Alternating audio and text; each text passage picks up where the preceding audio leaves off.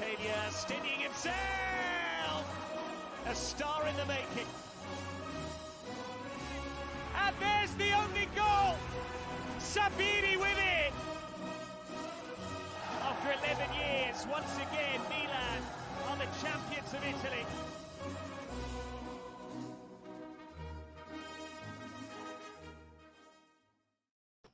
Ciao ragazzi, welcome to another edition of Serie Sitdown, World Football Index's podcast for your Calcio to go. I'm Frank Crivello, he's Richard Carmen. Ciao Richard. Ciao Frank. Hopefully everyone in the atmosphere here can hear me, because the other day I tried to do one of these things and it didn't work out so well. But anyway, enough about me. How are you? I'm good. I think that we had this to do this tonight because I didn't have much of a voice on Sunday. I kind of lost it on Saturday. It happened to be a particularly important game on the peninsula that I lost it over, kind of. So my wife was working, and then she comes home and she hears my voice, and she's like, "You were shouting during the game, weren't you?" And I said, "Of course I was." Doesn't mean it's good or bad. It was an exciting game. Yeah. So I mean, and now I've got it back a little bit, so we're good to go. I have a. And I've always celebrated a Derby win coming on the show, wanting to do some kind of a bourbon mixer. So fear not, I have got that going. It's in here, so just a little bit belated. So I wanted to go with a Serie sit-down theme color, so I went with Stella tonight. You got the Italian color, so it works out. Oh, okay. There you go. Aren't you supposed to pour that into a glass? Yeah, but I got something else in another glass, so I got lots of drinks here tonight. Double fisting. Oh, wow. You're pounding away, huh? Yeah. So. Oh man, it was a big weekend. We had a big day today with Champions League, with Milan and Juventus making their first games. We have so much to cover today, guys. We're going to take a recap of everything that happened in match week 5. The Derby obviously being front and center with that, but 2 other big games. Serie did a wonderful job with scheduling, giving us Fiorentina, Juventus, the Derby, and then giving us Lazio, Napoli. So again, 6 of the Magnificent 8, Elite 8 sisters in action, playing against each other. And by the way, I don't mind a good Stella. So yeah, George is right down there. So, some other interesting results that happened. Probably the shock of the season happened on Sunday. But knowing how high you are on Udinese, you probably expected that. So not quite that. Not quite that. Okay. Yeah. So, we'll go through all of that, a little later on we'll give our thoughts on what we saw out of Milan's draw at Salzburg, out of Juve's defeat to Paris Saint-Germain, what we can look forward to tomorrow when Inter go to Bayern. If you ask any Inter supporter, they're going to tell you that they'll be happy to get out of there not conceding 8. And then Napoli is taking on Liverpool. Is that at the Maradona, or is that at Anfield? At the Maradona. It is at the Maradona. Okay, so there are some Who on Calcio Twitter nominees based off Liverpool's comments on that, but we'll get to that. Yeah, we will get to that. And of course, the world's most popular hashtag game, Who on Calcio Twitter. Plus, Richard and I have given our final predictions for the Serie A table, and Richard came up with a really good graphic to show where we are in agreement and there are a number of teams where we differ greatly, and we'll have a good conversation about that as well. So, and try to hit you with where we're coming from on each of those. I put out a big thread, went team by team, gave my explanation for why I put them where they are, and then going from there. I'll give you a caveat. I'll give you the caveat here that I did put at the end of that thread, and you can go check it out at FTC_21. It's pinned, but at the end I did say, if you have a different order of how the top 8 finishes, I'm not going to fight you on it, because I think they're all very, very close. And also just about everything is going to come down to match week 38. I don't think there's anything that's going to be comfortably left with 2 weeks to spare. No. I think that 19th and 20th will probably be known and figured out as we go. But the fight for 18th, 17th, 16th, 15th is intriguing. The fight for the European places is intriguing. The fight for top 4 and who wins the Scudetto, very, very intriguing, as you guys all know. So, much to unpack. But Richard, let's start with that. Let's start with the Derby. All right. And Derby della Madonnina that took place on Saturday. Milan, I can't remember the last time Milan have won back-to-back. Been a while. It's been a Milan while derbies, for sure. but they win against Inter 3-2. We've talked about these big games, haven't we? And we've talked about how managers, now that they have 5 substitutions and have a little bit more freedom with making adjustments, can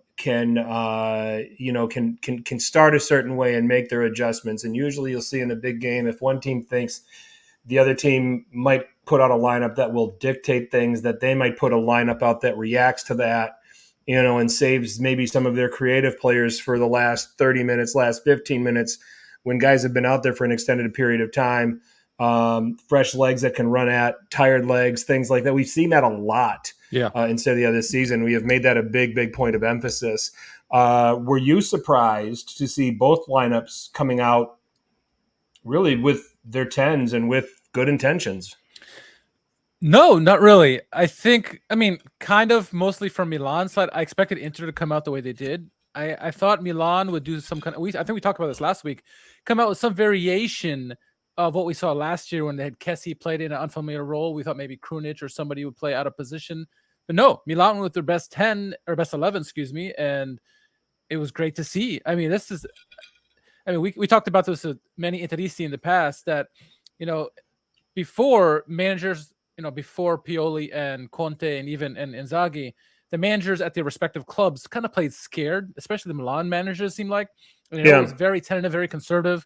And the last couple of years of the derbies has been excellent. This was an excellent game. And so I was excited to see both teams bring out their guns and say, let's see what you got. And you knew that there was going to be animosity. Always is there whenever Theo Hernandez is involved. And you just love to see that in derbies from the opening get-go. Sure. Yeah, and it was nice to see that. It was nice to see both teams put out what I think we felt was their best possible lineups,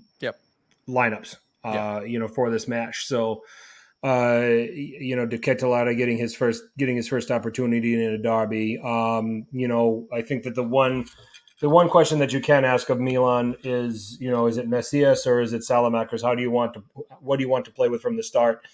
And we talked about the contrast between those two players. Messias is kind of looked at as the attacker, kind of looked at as the technical guy that can keep a ball, that can set some things up, that can potentially create some things, even though his form hasn't been the greatest to start this season.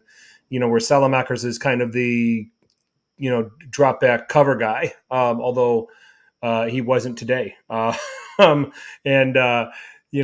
way, I think we need to dedicate this podcast to Alexis Salamakers and all of the bad things that Milan Twitter have said about him through the years for scoring. And he almost nearly screwed that up because he took the extra touch. Yeah. And when he did that, I thought, oh God, this is lost. But then he found a way to finish it. But anyway, so that's and Pioli goes with the aggressive approach of playing Messias right from the start. And, and Messias in this game, meh. I mean, wasn't good, wasn't bad. Probably wouldn't have known he was even out there unless Dre called his name. So that was about it. But yeah, I'm with you. I think that to see both of these teams put out their best teams and have a good go at each other was exciting to see, and it set the tone for an exciting game. It was very well. Did you see what actually set the tone? Well, for obviously the first two tifos were magnificent, but they always are. In the handshake, Hakan decided not to shake the hand of Theo Hernandez, and Theo Hernandez smacked him in the back of the head. So it started right there, and you knew it was going to be an awesome game when you saw that happen. Yep. And then you had the double yellow between Theo and Denzel. They renewed their acquaintances. Quick. That didn't take long. Is there any better agitator in the league than Theo Hernandez at the moment? And aren't you glad we have him? I mean, if it was against him, I would hate him. If he was playing for anybody else, I would hate him. And you see you see Calcio Twitter coming out from other fan bases are saying that Theo Hernandez is a stain on this league, and I hate him, and all this other stuff. It's just, but if he was on their team, they'd be like, we love him, So yeah, he's ours. He's all ours. So, oh man, so yeah, I'm with you on that. The goal that opened this up. Beautiful. First of all, The funny thing about this game ended 3-2, and all 5 of these goals could have been avoided. you know, when you really, that's the deep dive that I come away with. And we're getting the last word on this derby. Everybody else has had their podcast and has had their say on this game, but all 5 goals could have been avoided. And I'll start with the first one with Brozovic. Okay. Matteo Bonetti, excellent point. Yes, it's outstanding hold-up play from Lautaro Martinez because Kalulu is all over him. I mean, he is harassing the hell out of him, trying to fight him for the ball and things like that. And Martinez does an outstanding job. And maybe that is becoming a part of his play that's getting a little bit overlooked and maybe a little bit underrated. We always look at him as the guy that gets the benefit off of the guy that you look to be the hold-up striker. But in this case, with him and Correa up front, he has to play that role. So you got Kalulu harassing him. Tomori had made an initial challenge in a higher position and lost, and the ball got to Martinez with Kalulu defending him. Okay, so here's from the Milan perspective, here's the problem I have with the goal, because I thought the combination by Inter was excellent. The defending from Milan was poor, and I'll get into why. You have nobody giving Kalulu cover behind him.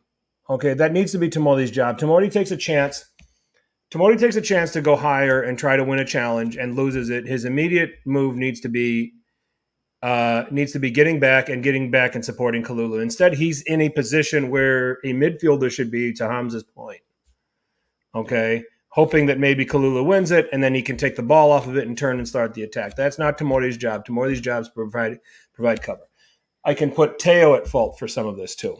Mm-hmm. He's standing next to Dumfries, probably still talking to him after the double yellow.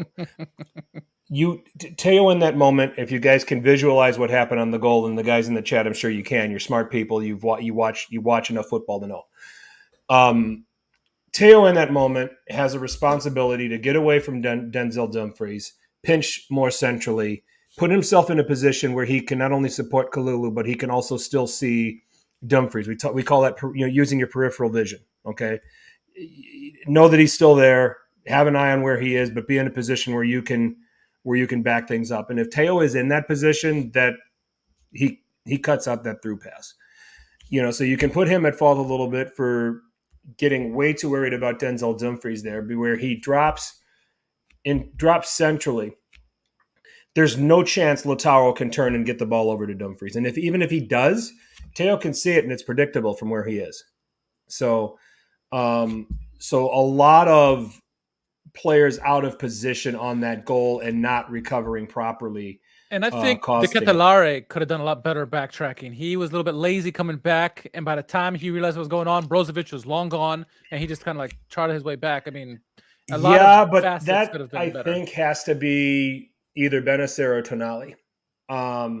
Truthfully, I think that's got to be something where, if you want to man mark everybody all over the pitch, naturally, when you take a look at the formations, De Ketelare should man mark Brozovic. But I think if you're trying to have some positioning and you want to maybe have De Ketelare being a first guy out that you play to, then he has to, he passes off to Brozovic, and then the double pivot has to understand that Brozovic is coming and one of them has to pick him up.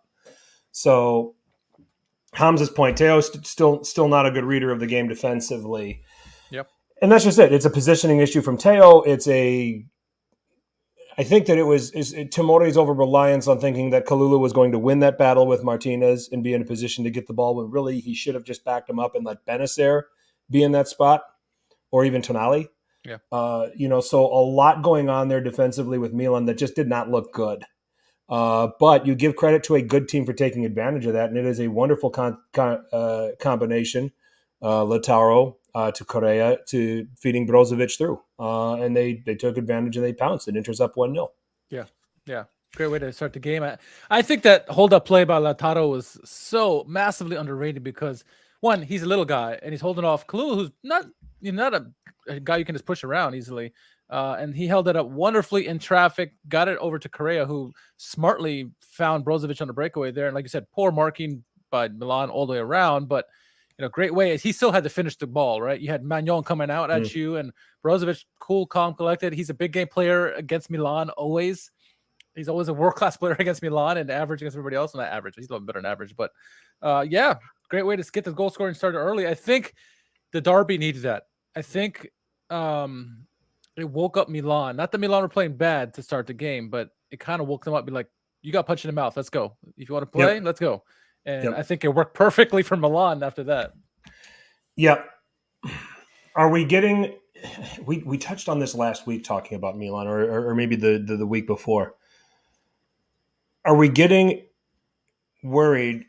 Should Milan supporters be worried about this team's collective tendency to react instead of act defensively?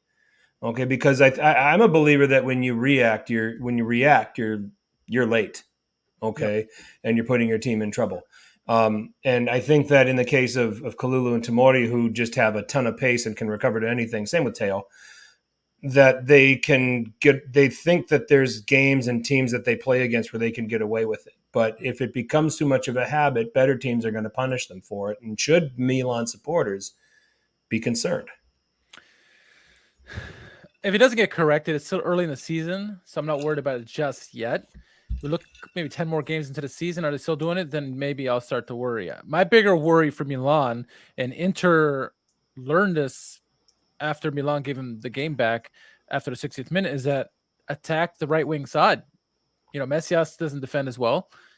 Calabria, if you put a lot of pressure on him, he can be had down the right wing side and then leaves the cross available open. Salzburg did it tonight as well. That's more worrying to me that Milan can't figure that out. The left side's pretty solid. The right side defensively is the bigger worry for me than the lapses of judgment are obviously worrying, but I'm not worried about it just yet. I'm more worried about that right wing side right now. Okay. I'm worried about that. Now, the Inter game, and when I looked at it, I was like, Calabria's tired. Sure. He ran his socks off, and then just doesn't have the energy to deal with combinations getting around him, and they exploited a 2v1, and somehow Salamakers wasn't in a position. Actually, Salamakers was not in the game at that point. Messias was still in the game. Correct. Because I think after that goal happened, I tweeted, I said, this game needs Salamakers, and they need him now.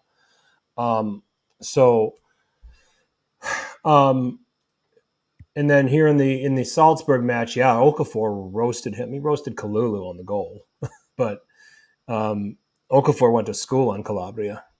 Can we sign him and put him on the right? Yeah, he's got moves like Leao. What can Milan get him for? A lot. But anyway, so there's that. The other thing that I made note of at the very beginning of the game, Brozovic had a chance from the top of the box. The other concern is if you're playing Milan and you're preparing for Milan, I would be doing training sessions where I am drilling the cutback run and hitting the cutback run. Brozovic had a great chance very early before he scored the goal. Yeah. And it's because Tonali will prefer to help double any forward that's running to the near six.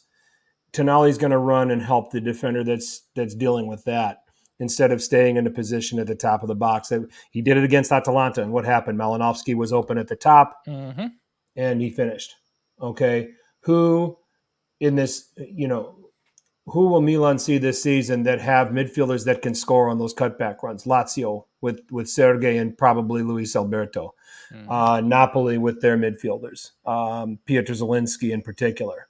And Kvara scored from a cutback against Lazio on the weekend.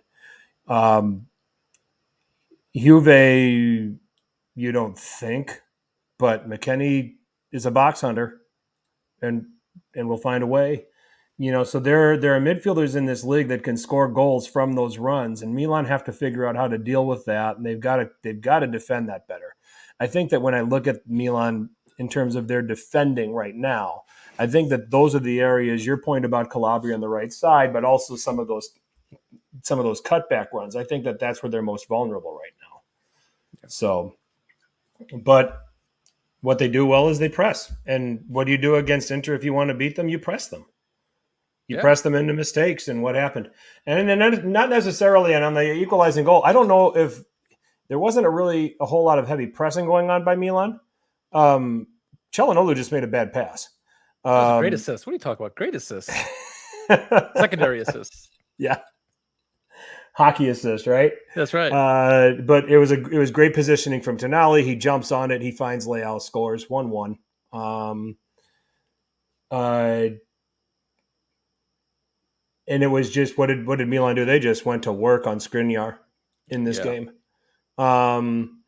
Dumfries is not. What we're learning about Dumfries is that he's not quite the defender that they've probably had. If you put Darmian on the right, I think he's there to maybe give a little bit of help. I was surprised that Inzaghi went with Darmian to start on the left, given the fact that there's just not a whole lot of activity going on there. I would have thought that he started on the right. Dumfries is a change of pace coming off the bench, and then you start DiMarco maybe as a left wing back. Something's going on with Gozens that they don't get along, and Gozens almost left the club. Yeah. But anyway, I wonder if Denzel was in there because we knew the animosity between him and Teo, and the hope was that you get Teo off his game, get a red card early, put in yellow card trouble, and Inter can dictate that. And it was the opposite almost. Teo is unique in that regards. Like when he loves going head to head, he loves to have those rivalries. Sure. But when, there's times when he goes over the top and loses his responsibilities, and other times like the derby where he plays it to perfection, gets under the skin and keeps playing his game.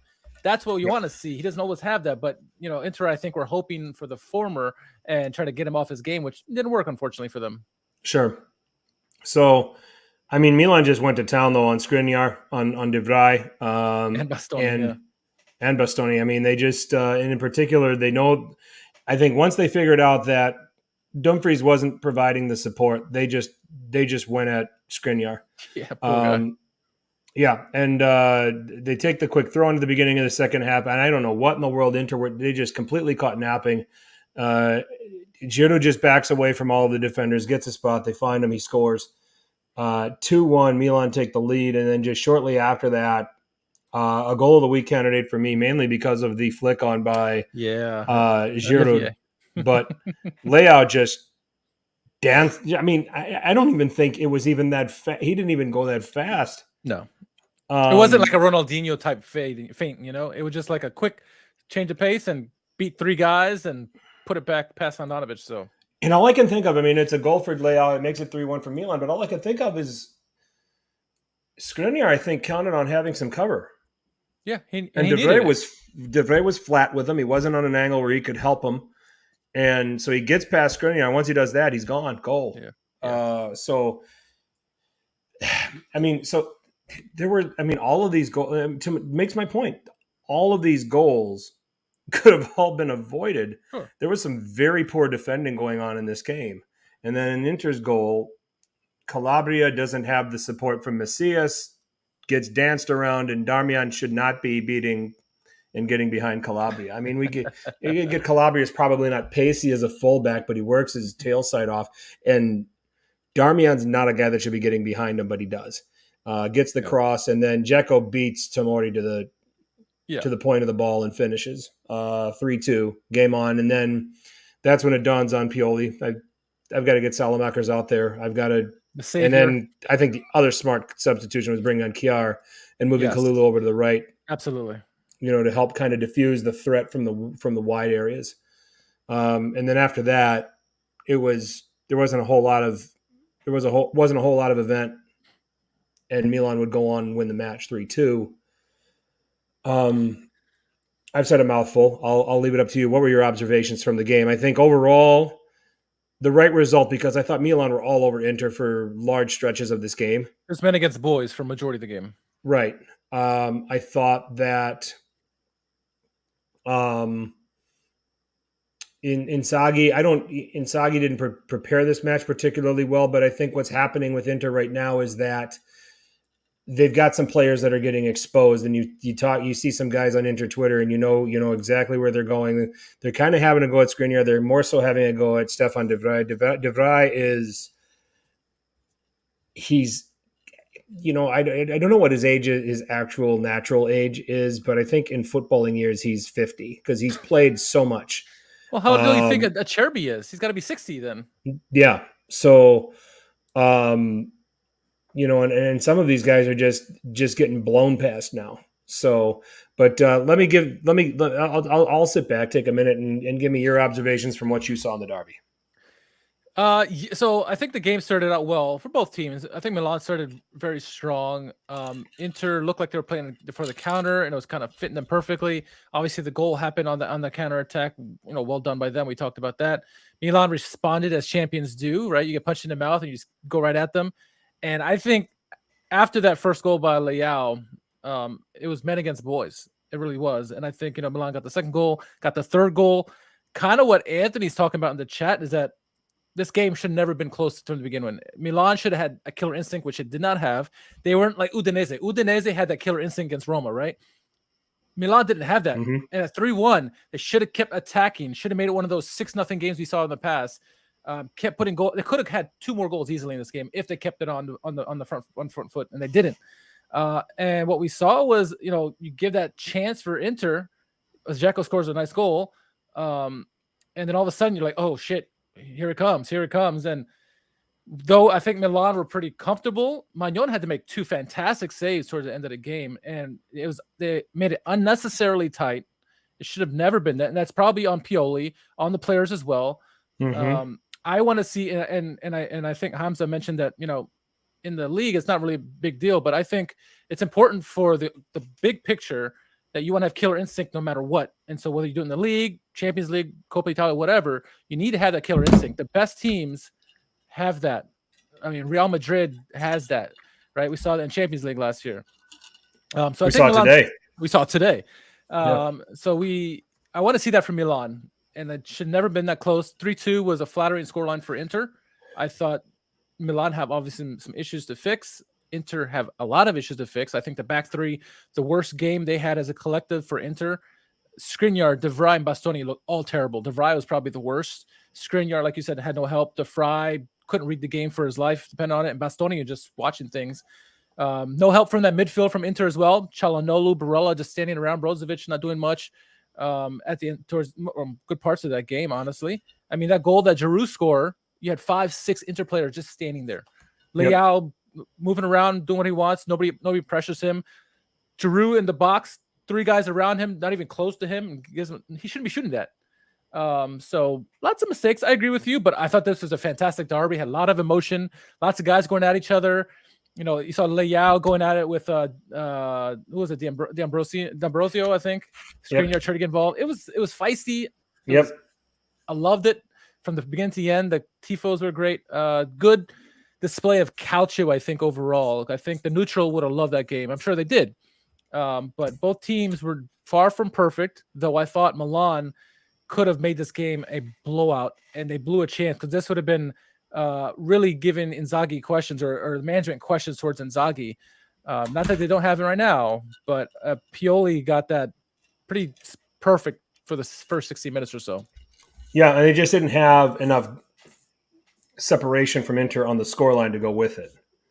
So, yeah, Hamza says Bennacer and Tonali, very good. They were fantastic. Sandro Tonali is Italy's best midfielder.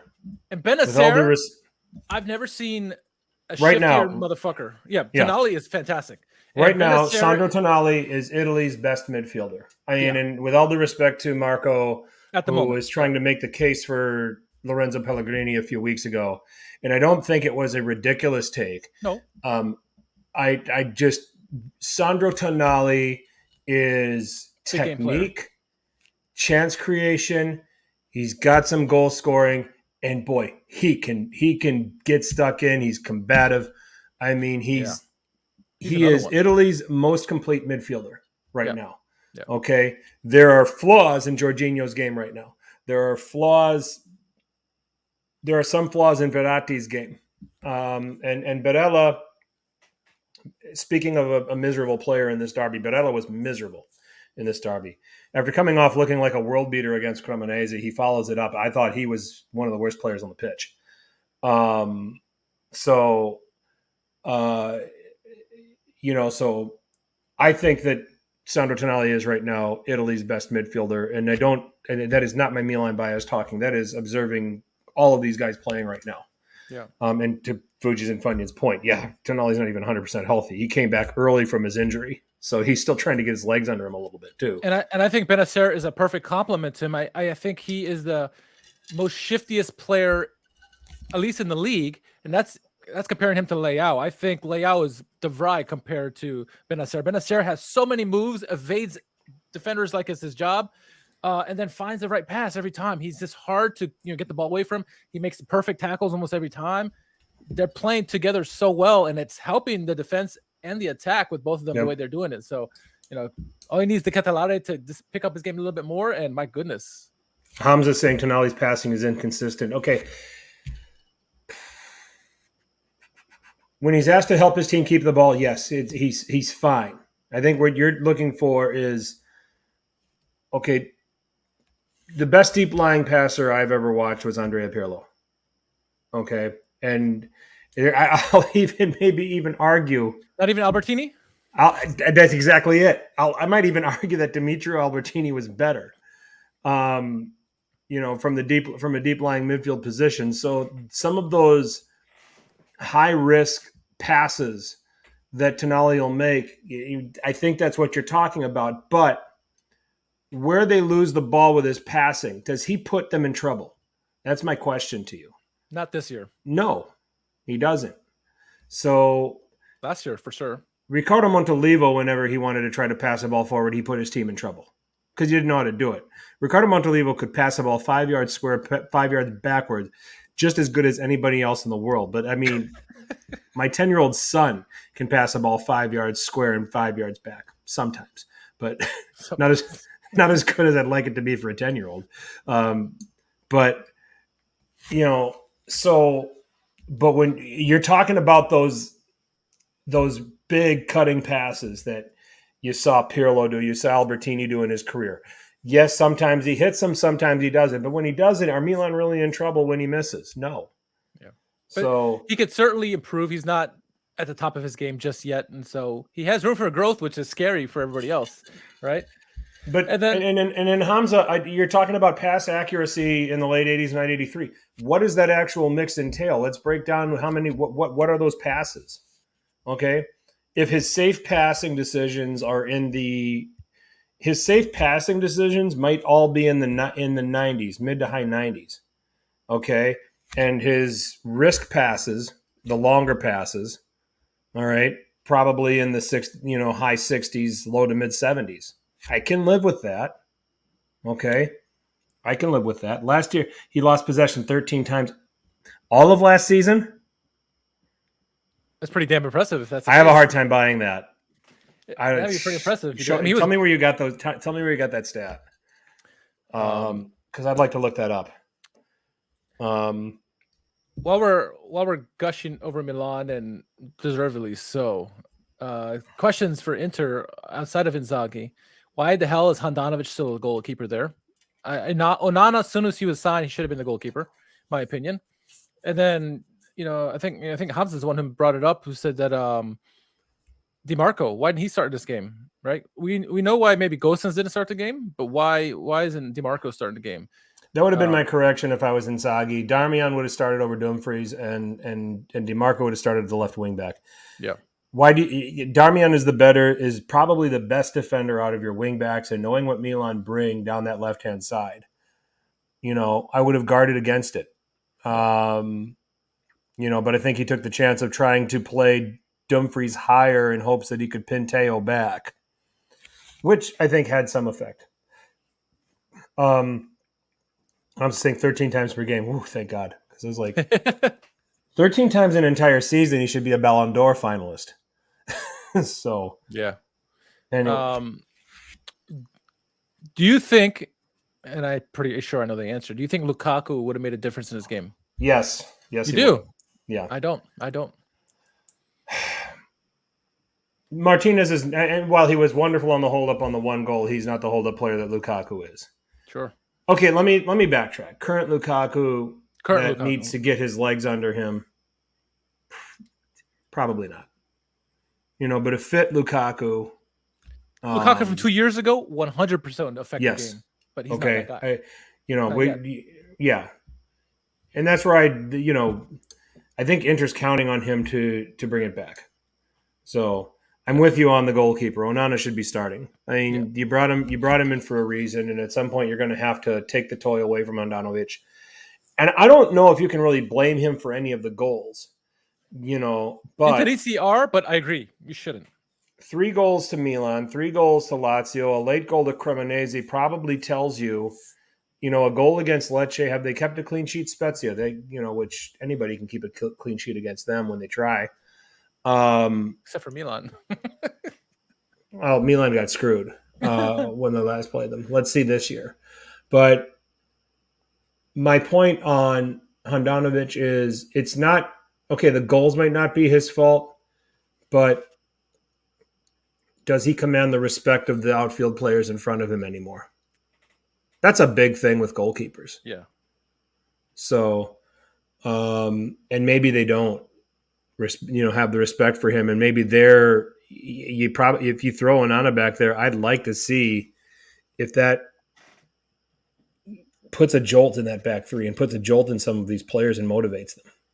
Yeah. So, and I think Inzaghi needs to help out that back three. They defensively, I know they want to play offensive style, but when you play these bigger teams, you kind of have to adjust and be better defensively. They just were too sloppy in this game and the game against Lazio. So he needs to figure it out quick. Good way to test it out is against Bayern. But that's pretty porous defense at the moment all the way around, and they need help. But I still think it's a blip in the radar for them. I'm not taking them out of my top 4 by any stretch. All right. Well, if there's a fan base that should be more aggravated than Inter's and is more aggravated than Inter's, it's Juventus's or Juve's. 1-1 against Fiorentina. Milik scores a goal with his abs. Makes it 1-0. Allegri says, "This is fine. We'll take this." Let's go home. and try to get out of here 1-0 because you knew that was going to happen. Oddly enough, Fiorentina's goal had to come on a Juve off of countering a Juve corner with the Kwame finish. Why is George celebrating Milik? Milik never played for Cagliari?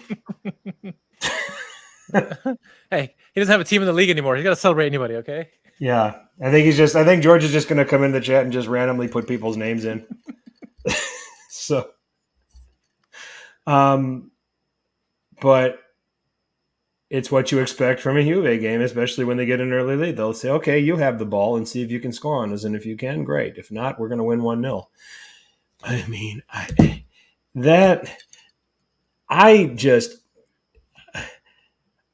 don't know. I'm trying to come up with the right thing to say about what I would do if I was a Juve fan without offending people. It's what Uncle Sharma always says. It's terrorism ball. You're terrorizing your own fan base with the way you play your teams. Fiorentina are by no stretch Bayern Munich or whomever. They're, play your game, get a chance to go score goals. I mean, once Kwame tied it up 1-1, you thought they would come out of their shell. Juventus had 4 shots in the entire game. The goals happened in the first half. Like, what the hell are you doing? It was Fiorentina all game long, and it's frustrating if you're a Juventus player. I'm a Juventus fan because you're like, what the hell? Like, a team should be somewhat competitive. They look better against PSG, if you want to say they did. I don't know, but my God, it's like it's Allegri needs to change his mentality. Not that it doesn't work in the sense that he gets points still, but you don't have the defense that he used to have, and so a 1-0, you don't have that comfort like you did in the past, where you could easily shut up shop and run away with his win, and possibly get a couple more goals out of this. You don't have that anymore. And then once they tie it up, it's like he has no plan B, and you're just stuck already playing defensive football, and Fiorentina's going to keep coming after you wave after wave. And, luckily Perrin was there because he had obviously a big penalty kick save at the end of the game. But, overall, Perrin, Allegri just drives me crazy, and I'm not even a Juventus fan, so I can't even imagine how they think right now. I'm looking at Hamza's point about the Fiorentina midfielders. I don't have a problem with how Italiano started the game with Barak, Amrabat, and Male. I'm still trying to figure out what Male is as a midfielder. Yeah. You know, I think there's just a bunch of things that he does that's just average. So Teal is the one I want to watch because he can unlock this offense, I think, if he can figure his stuff out. He's extremely fast. Yes. He's technically probably, you know, he's not as clean as other wingers in this league. You know, when you take a look at it, Juve didn't even have a single shot in the second half. That's pathetic. Yes. What are you telling in a derby? What message are you sending that you say, all right, we're going to sit back. You guys we're going to let them have the ball. I mean, and they can't even, and maybe they're practicing for PSG.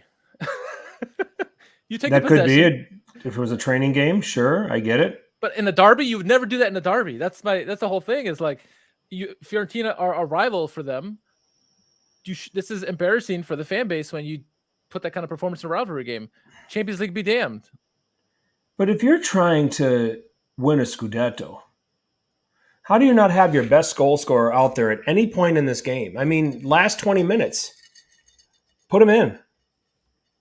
Put some pressure on Fiorentina. You went with Milik and Vlahovic from the start in the game against PSG. Have a go with it for the last 20 minutes. Maybe they should have started Milik in that one. Put some pressure on them. Put some service. Make them play. Make them defend you. It's just where it's mind-boggling. I don't know how you can be a Juventus fan right now and not be checking yourself in for therapy. I just seriously. Yeah.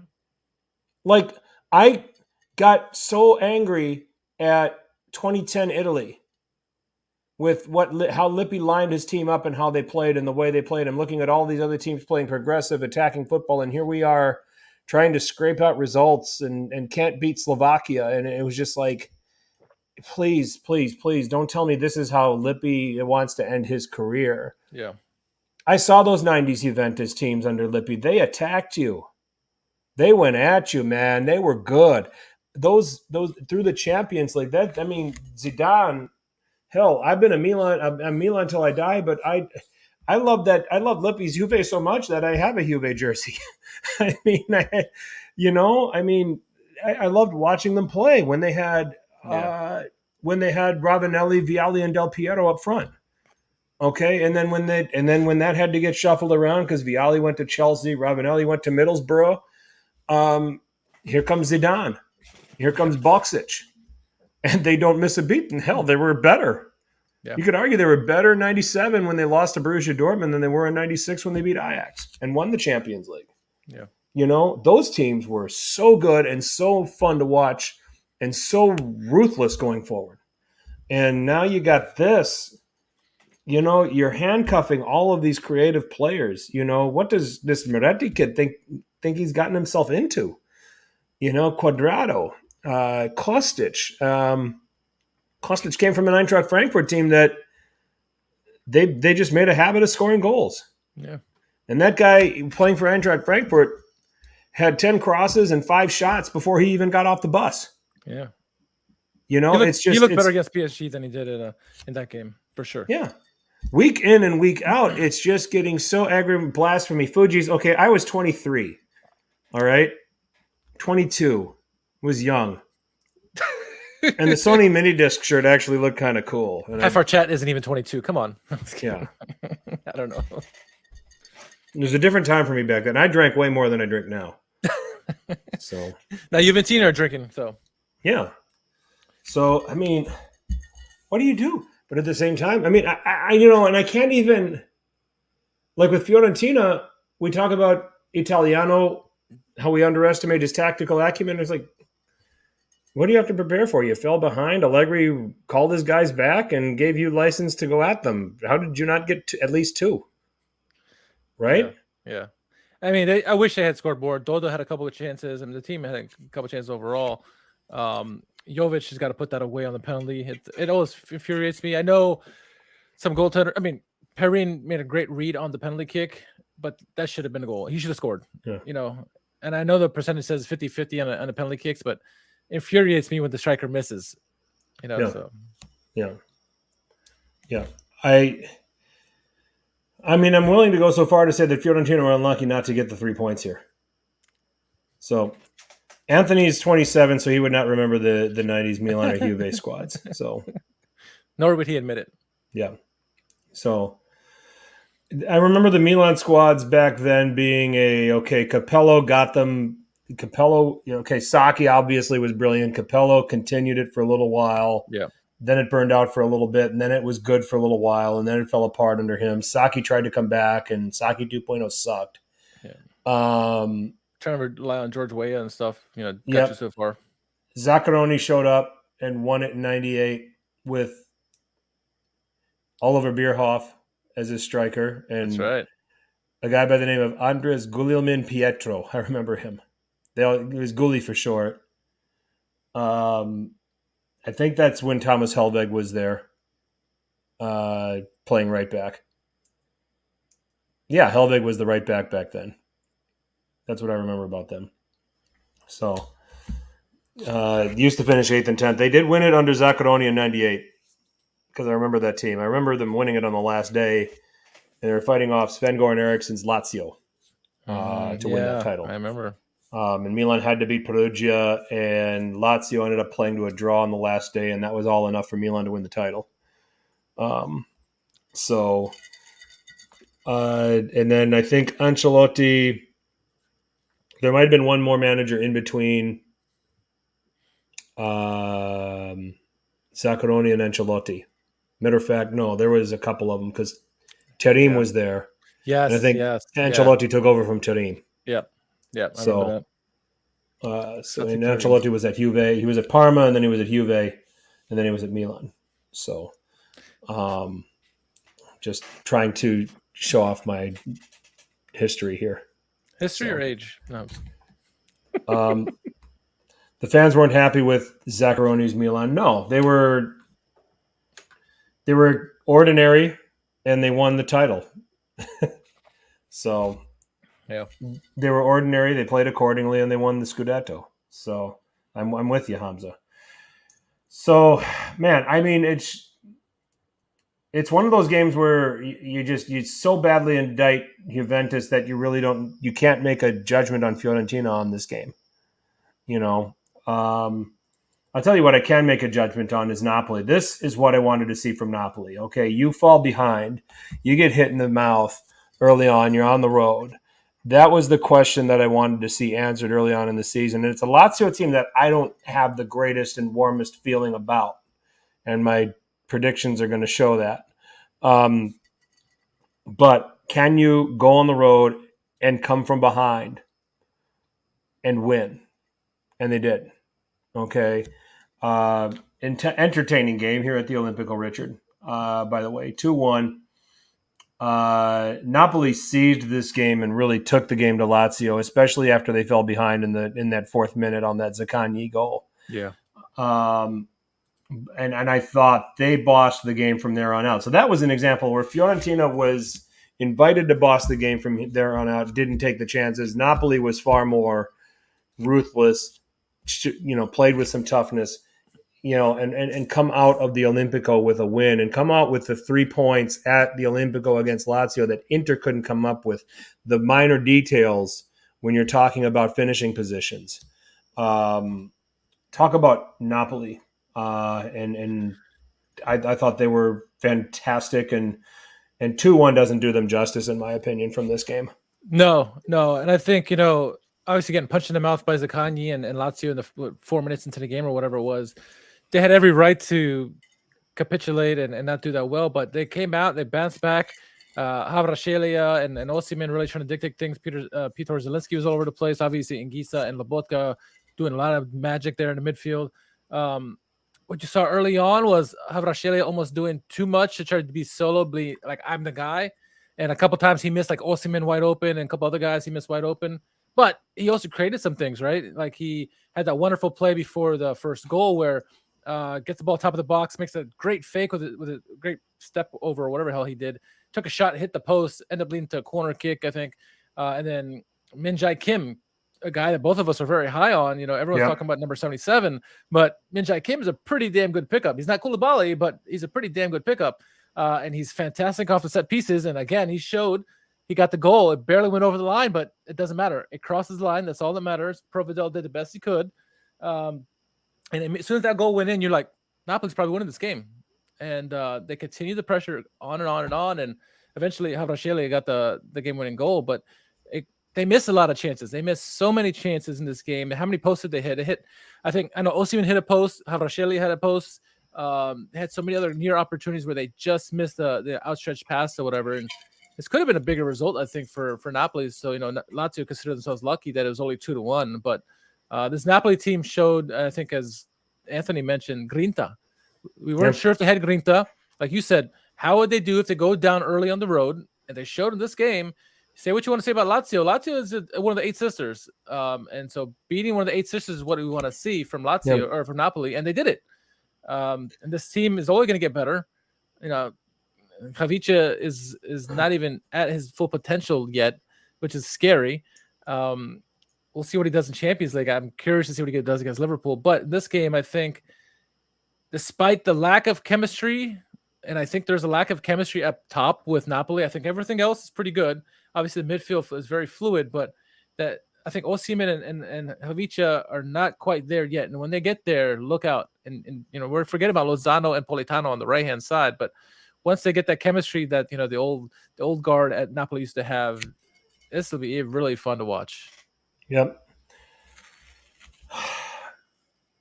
Is this Peter Zielinski's midfield now?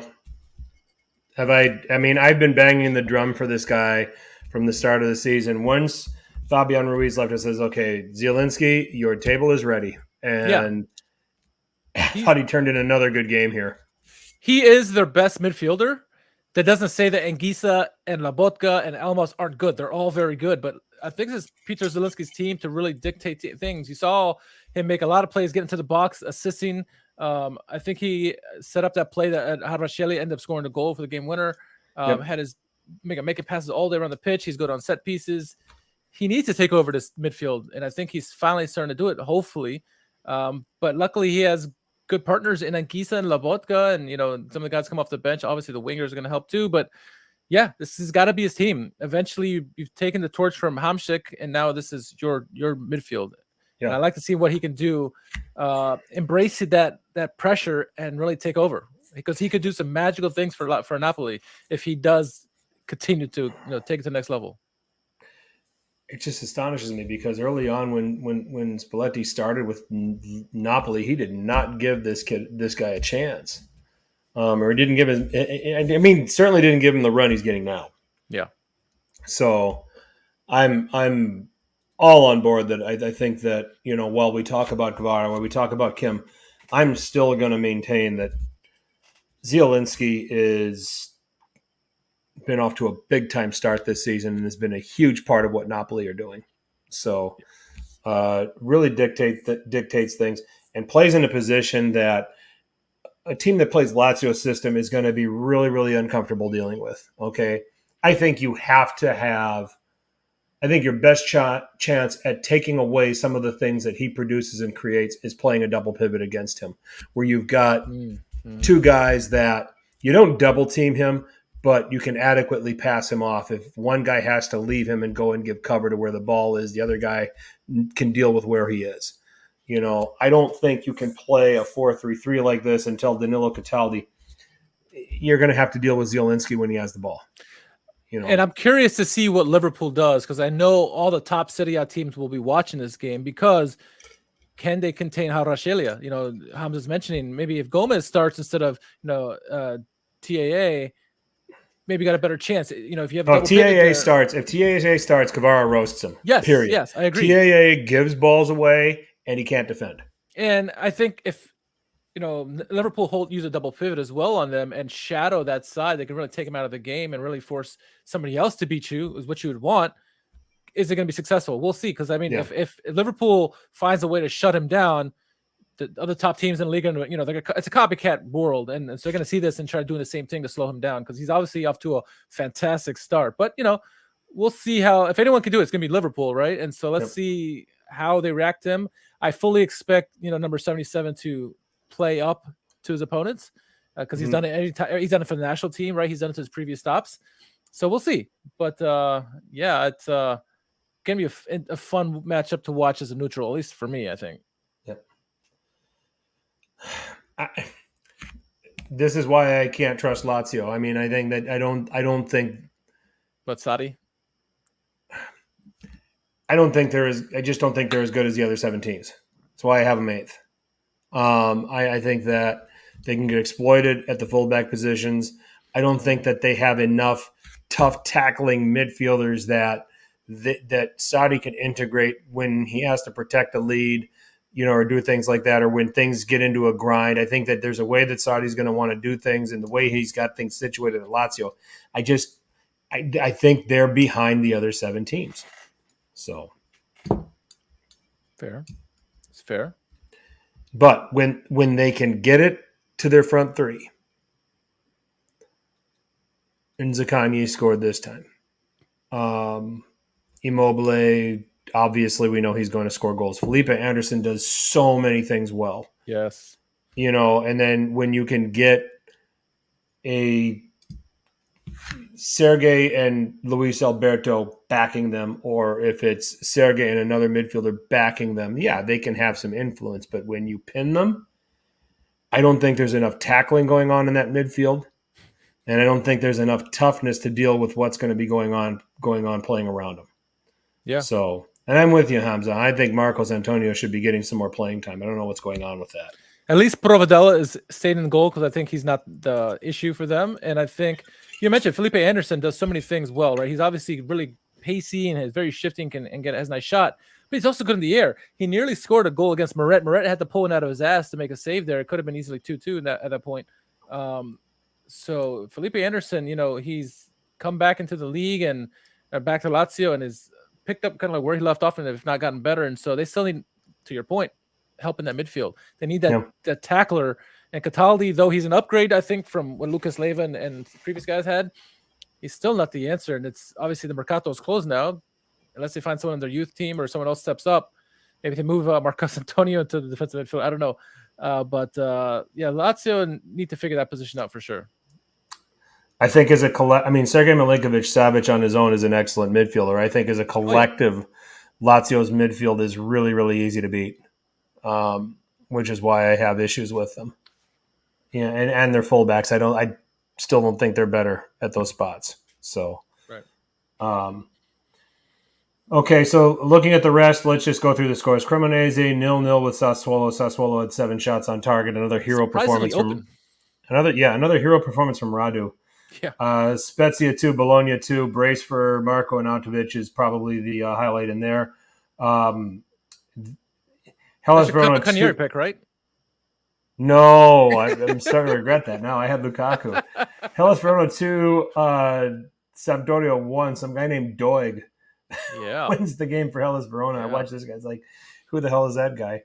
Shock of the week, unless you're Richard Carmen, you're not surprised by this. Udinese 4, Roma 0. My goodness. Udoji pounces on Karsdorp trying to chest it back to Rui Patricio, and then it just went all downhill from there. I think Patricio had a couple blunders in this game, if I'm not mistaken, as well. So those were the surprises. And then on Monday, Atalanta, there's a new way of doing Atalanta things. It's defending. Who knew? 2-0. Another star emerging too? Hoyland? Yeah, they just grab guys off the street, tell them to play forward, and they score goals. That's it's insane. I need clarity on how things actually get defined as own goals, because Adamola Lookman, that should have been the Marlon own goal should have been an Adamola Lookman goal that was on target. Okay, so. And then in the Salernitana-Empoli game, they give Lammers his goal on the equalizer. That deflected off of a Salernitana player. So it's like there's no clarity on what gets defined as a goal and an own goal here. Yeah. So, yeah. But Pasquale Mazzocchi, real contender for goal of the week, but not my play of the week. But it's going to be up there. We'll talk about it. We'll talk about it in a little bit. But Mazzocchi on that individual solo run, very nice. Bulai Dia, boy, they got a player on their hands there at Salernitana. He Yeah. scores. Tony Vilhena providing the help there. It was Satriano opening the scoring. I think I mentioned that. Sam Lammers with that goal that should have been an own goal. And then Torino winning 1-0 over Lecce through Nikola Vlasic in the 40th minute. Complete control there from Torino in that match. So let's unpack these 7 games. Richard, where you want to start? Cremonese Sassuolo, surprisingly entertaining for a 0-0 game. Obviously, it's fun, bad Sassuolo, so there are going to be lots of chances in the game. You mentioned Radu having another good performance. I thought Sassuolo had some chances there, but the keeper keeping them in it. Mihalovic, his swan song of this game, losing to or drawing to Spezia. Is he out? He's out, and they're considering Thiago Motta for his replacement. Oh God, they're confirming the relegation, aren't they? Right. But I wish I knew that before I did my predictions. Yeah. It's not confirmed yet, but definitely Mihalovic is out. It came out today. Now, but the way I understood it was that they were giving him an opportunity to resign and that he refused.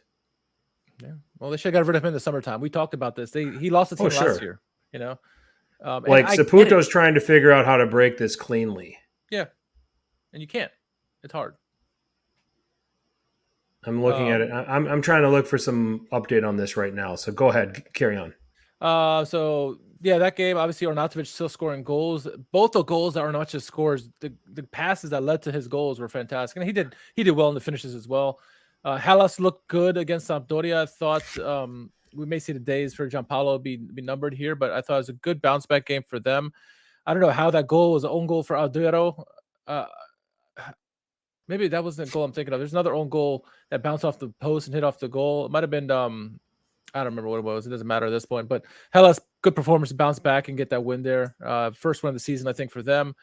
Udinese, just completely. I think at 1-0, it was okay. As soon as the second goal that Samardzic scored from distance, the bomb that Rui Patricio completely flundered, it was just they're mentally Roma were done. They were done, and because they still had chances. Dybala had a couple good chances in the game, a couple other opportunities in the game as well. But that second goal went in, it was pretty much done. And then Pereira scored a goal. Pereira had a wonderful play to Lovric for the fourth goal. It just ran right, and this is the killer instinct I want to see from Milan.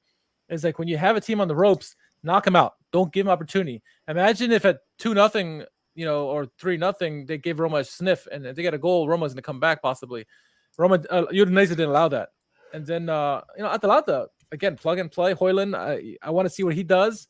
A couple years ago, we had Soul Train over there, Cornelius, and he had a couple good years with them. And now Højlund, a big guy who gets in the right spot, getting goals. He's still a teenager. He's like 19 years old or something like that. The only positive for Monza was their kit. I like their light blue kit. I actually think it looked really nice in the game. And then, Salernitana scoring goals. They found some magic here in terms of goals. They were struggling to get goals for a while. And yes, it's Empoli, but Salernitana couldn't score for life of them. And a couple moves at the end of the Mercato kind of got them a little bit more talent. And now they're starting to get some goals. You mentioned Dia really turned into something for Salernitana. He's the player that what's the guy from Crotone that came over to them? Simi, they thought was going to be, and he never really provided to be anything for them. And Diaz now getting goals, and so good for him to get that there. And yeah, good week overall. Yeah, it was. Mourinho was speechless. Don't worry, Jose. We were all speechless. He said Dybala was who played a good game. That surprised me. Okay. I think he's just trying to keep his confidence. I think that's just kind of keeping his confidence up. Mihalovic is out. Yep. Saputo said it was a difficult decision, that they said that they're going to continue to support him in his recovery and helping him with what he's going to do next in his career. But they felt, at least for the sake of Bologna, that was a time for change of leadership. You know what? And I'm going to give credit to Joey Saputo. That is probably the best way you can break this off. So, kudos to the Saputo family and how they're handling this. But they've come to the realization that you and I have been saying since the end of last season. It got stale. Yeah. And it got stale over there. And I think that, when you get to a point where the message just isn't there anymore, it's time to move on.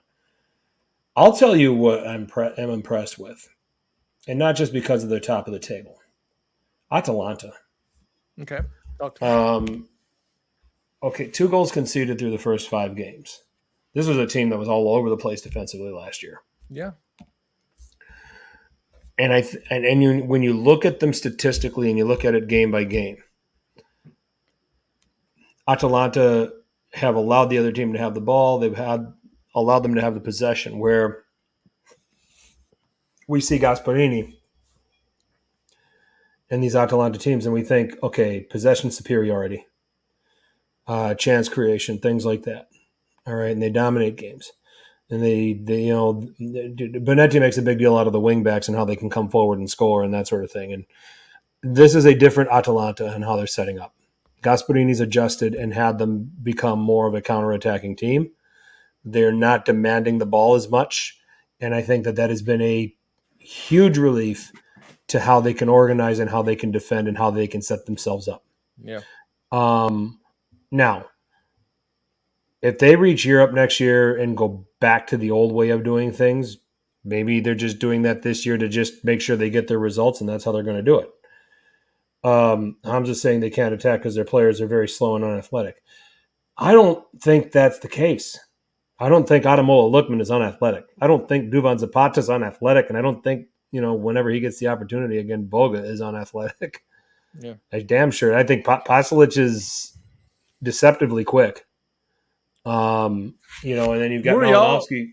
Muriel is talented, has the pace at times, but he is not as fit as he was before, I think. And maybe that's why he doesn't get any more starts, it seems like, except occasionally. The Rune has lost pace, obviously. Their wingbacks, are not as threatening as they used to be. I mean, obviously, Hattabor is a little bit up there, getting older now, and teams to kind of figure out how to play against him. Miele is, he still has his moments here and there. And the center backs are not attacking as frequent as they had previously. So to your point, they're trying to play a little bit more defensive. So, but we're seeing also as Koop Miners, he may not be the paciest guy, but he's awfully talented.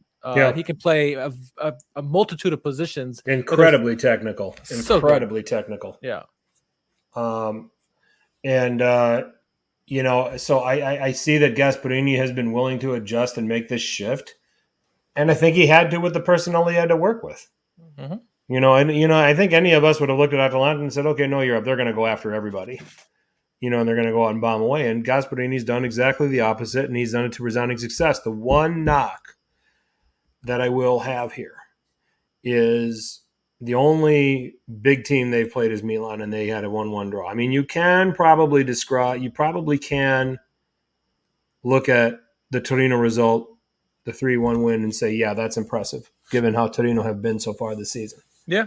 But beating Sampdoria 2-0 is not that impressive right now. Beating Monza 2-0 is not that impressive right now. So that's where you can probably be the devil's advocate on what Atalanta are doing. But generally speaking, I think when you look at them and how they've changed things up, it's interesting to see. Will they carry it on this for the rest of the season? I mean, well, if they've done it for 5 games, they'll probably do it for 38. Yeah. And Gasparini has realized that with what he's got at his disposal, that this is the path to getting back to Europe. So, and I think in that vein, you've got to give Gasparini some credit. Yeah. No. Yeah. I want to see how he does against the rest of the Seven Sisters. I don't know if I'm as convinced about them as you are, but they're certainly doing things differently, and it seems to be working thus far. There's a reason they're for the top of the table at the moment. So, granted, I need more sample, but I'm not going to anoint them as a top 4 team. I mean, Lacey had a question, about Atalanta here, in the coming weeks. Do you have that handy? I do not. I'll see if I can find it. What the hell? I'm not prepared for this. I counted on you to do that. I didn't think I had to. I didn't even bother looking at it. I know, and I saw it. I was like, "Oh, that's a great question." I'm like, I'll follow up later." I'll find it somewhere. Hang on, let me see. I might be able to pull it up. Michael Lisi had a question, and He's our resident Oh, I referee. see He's it. I see it now. loyal listener, and I want to make sure we give this some attention here. He says, hot take. With no European action, Atalanta have a chance to run off with a big lead before the World Cup break. They have Napoli, Lazio, and Inter all at home and don't see Juve until after the break. All this while the other teams have games every 3 to 4 days for the next 6 weeks. So, do we think Atalanta can pull away? Potential's there. Like Gasperini, like Lisi says, I'm not convinced just yet. Not quite. Go to Roma on September 18th and win. Yeah. I'll be convinced. You got Fiorentina at home. At Udinese, which ask Roma how that went. Ask Fiorentina how that went. They lost there too. Yeah. They got Lazio at home. They've got Napoli at home. They've got Inter at home. This is all before the World Cup. And they traveled to Lecce. Ask Inter how that went. Inter had to win at the last second. So there's enough landmines here for Atalanta, but the path is there for them to go into the World Cup top of the table. I will agree with that. Fudgies and Funyuns is saying Atalanta has prepared themselves for a second half of the season collapse. Very yeah, possible. when they got to go away to all of these places because you got to throw in Milan and you got to throw in Milan as well. Yeah, they got to go away to all of these places in the second half of the season. God. So maybe Gasperini's let's just load up and get as many points as we can now and just hang on for dear life. But to Lisi's point, you got all these games at home and you get the World Cup on the horizon with a lot of these players are going to be going to their respective clubs. They have a chance, and there's no European action. They have a chance to gain some points on their rivals. Will it happen? I don't know. I'm not quite convinced.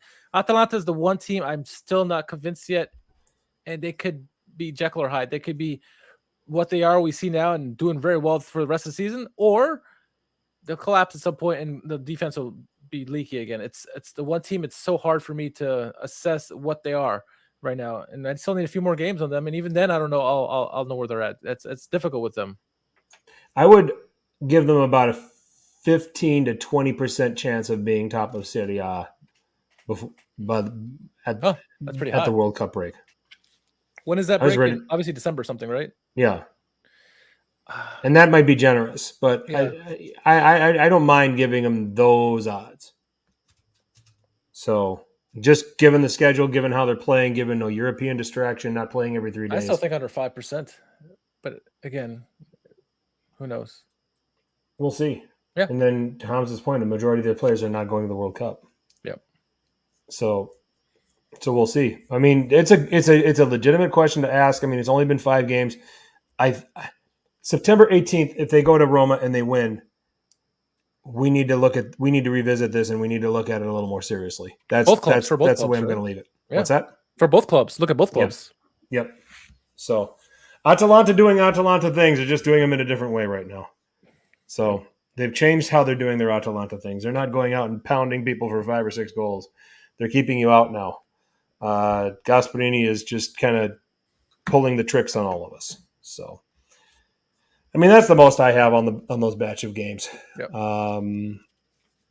Sassuolo, it's always going to be tough for them to score goals without Verdi, who left the Milan game with an injury, and then you're still trying to replace Scamacca and Raspadori, and Scamacca has decided to go waste his career at West Ham. Raspadori has decided to waste his career on Napoli's bench because I don't know how much he's going to play. So we talked about Alvarez, and we think that the upside's there, but he never plays. Mm-hmm. Apparently, I think Dionisi thinks that Pinamonti is going to be his guy now. So that throws out my reaction to Alvarez joining Sassuolo when he came over from Peñarol in Uruguay. But because I don't think 15 goals is happening now. If you would have given him the start and full run of games, Scamacca's injured from my point exactly. He went to London, he got hurt. If he would have stayed here, he wouldn't have gotten hurt. Sassuolo knew how to take care of him. How's that for a bad take? Or a lazy take at best, right? Yeah. So, Goals of the week, but for me, it's plays of the week. So I'll just Okay. go through mine real quick. Yeah. I'm going to go number 5. I'm going to go with Pereira's goal for Udinese against Roma. At number 4, I'm going to go with Caputo's goal for Sampdoria in a losing effort Okay. against Hellas Verona. I'm going to go with Leao's second goal for Milan in the derby over Inter. Mazzocchi's individual run for Salernitana against Empoli comes in at number 2.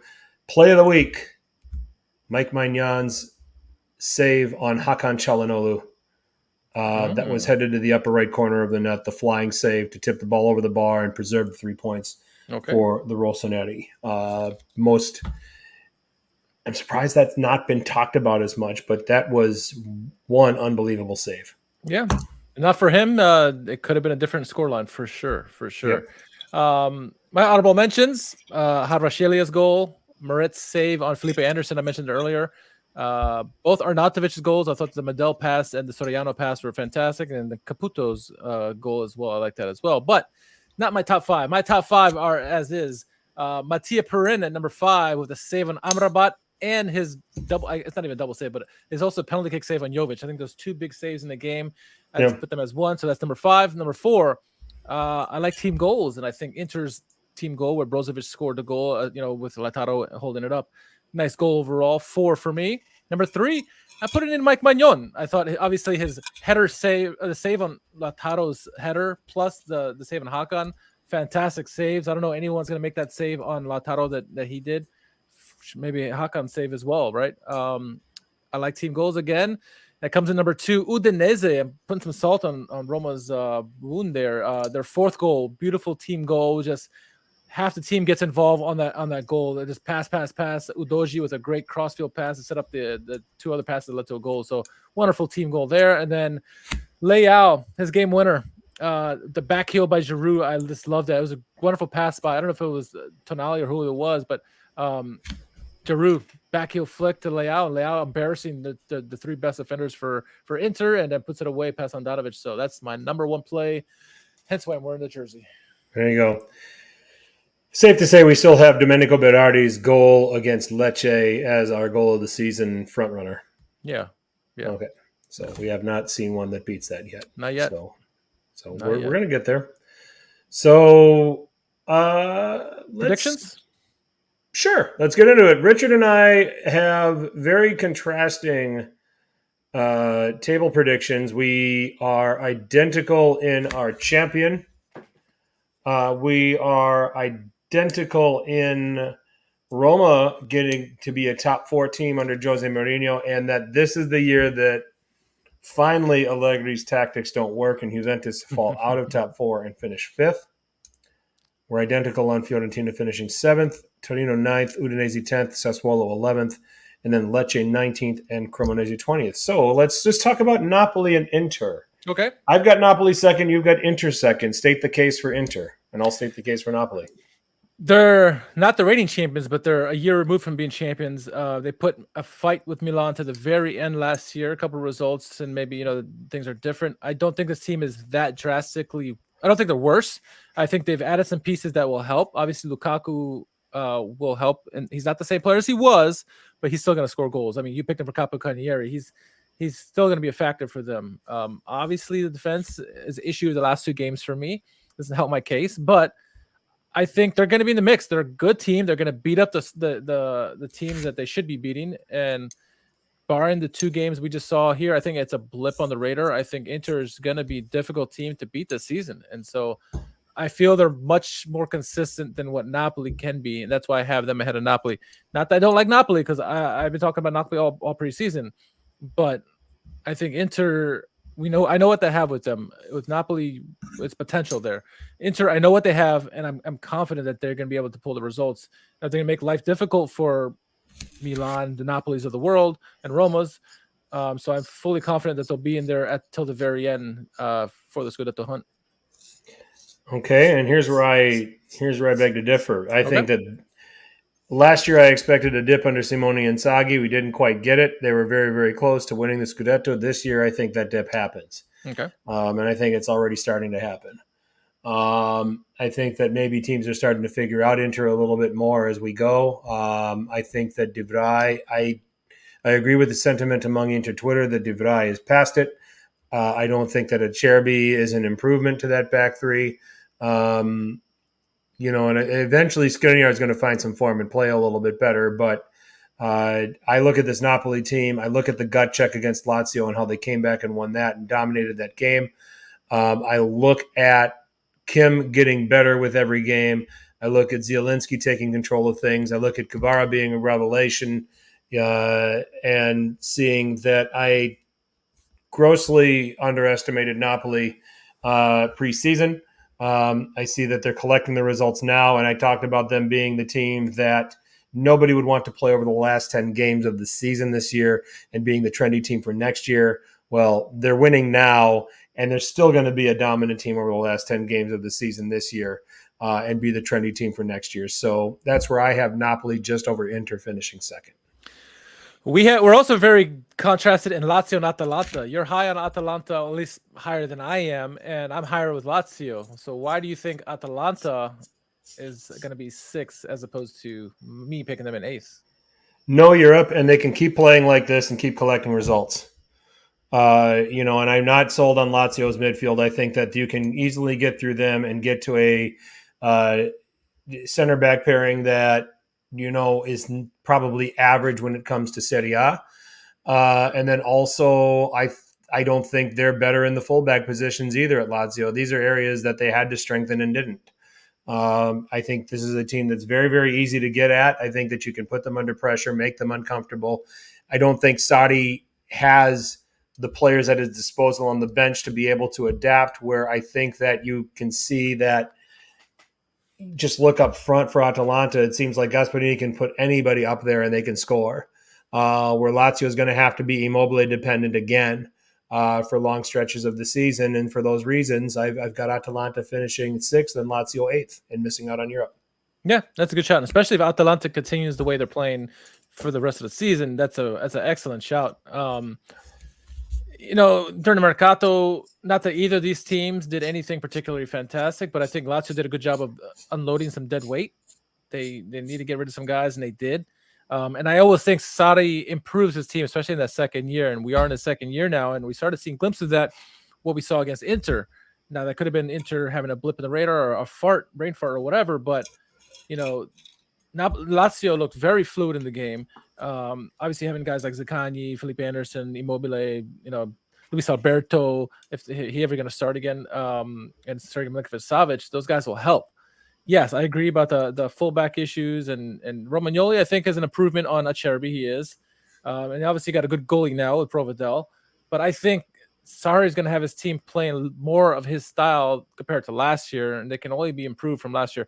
Now, Mercato-wise, they're nowhere near some of the other Seven Sisters. I mean, even Juve had a much better Mercato than they did. But I still think Lazio are going to improve that much more under Sarri. They understand the system a little bit better. And can they be consistent enough? I don't know. But I am also more unsure about Atalanta than I am Lazio. I think I know what I have with Lazio compared to Atalanta. Atalanta, like I said just a couple minutes ago, I don't know what to make of them just yet. I really don't. And Lazio, I feel like I know what they are. Immobile is going to get you goals, like you said. He's going to be up there. He's going to be 20 goals this year. But I feel more confident with Sarri and Lazio at the moment than I do Atalanta. And obviously, that can easily change, as the season goes on. But I like what Sarri's doing with Lazio at the moment. And you're right. He doesn't have the players at his disposal that he needs. But I still think Lazio are good. Not quite European good, maybe. But obviously, I did because I picked them 6th. But I think they're better than Atalanta at the moment. But yeah. Okay. And then moving to the bottom half of the table, I'm really high on Salernitana from what I've watched at the beginning of the season. And the only thing that really concerns... position, wow. Yeah. The only thing that really concerns me, and this is probably one of the surprising positions out of everything here, the only thing that concerns me is the failure to turn some of these games into wins. They should have beaten Empoli. Some of these draws that should be wins right now when you take a look at them. Should have beaten Empoli here this week. Had the 1-1 draw with Bologna. Should have beaten them. Had the 0-0 draw with Udinese at the Dacia, ask Fiorentina and Roma how tough that is. So to go there and get a 0-0 draw is fine. And they put 2 past Milan. So I mean, Udinese put 2 past Milan, I should say. Yep. Salernitana in defeat, put on a relatively brave performance against Roma and fell to a 1-0 defeat. So I think that we have a good little collection of results here that tell us what Salernitana are going to be. I think that there's some really dynamic players in this team. I love the combination up front of Dia and Bonazzoli. I think that they're going to get better as this goes on. Vilhena a talented midfield player. Love Lasana Koulibaly. I really like the midfield. Pasquale Mazzocchi is a star. Pasquale Mazzocchi looks like a star in the making, and I am really, really high on Dylan Braun. This is the next defender that plays on a top 8 team next year. And you've got Luigi Giuseppe in goal, who's a fantastic shot stopper. And then you combine all of that with the leadership that they have in the dressing room. Okay, so maybe Antonio Candreva and Frank Ribery are not Zlatan and Sam Kjaer, but they're veterans. They've been through the battles. They've been through the wars, and they're going to be able to walk these young guys through it. I like how this team is set up. I think Davide Nicola is a good manager, and I think can push the right buttons. And I think Salernitana is going to be a surprise this season and finish 12th. I like their prospects. I like what I've seen to start the season. Just would like them to finish games a little bit better. I'm curious as to is Bologna 12th for you now because they've finally removed themselves from Mihailovic? It helps. It certainly helps. I was being hopeful with them because I think the talent there's so much talent at this club that it can't be that bad.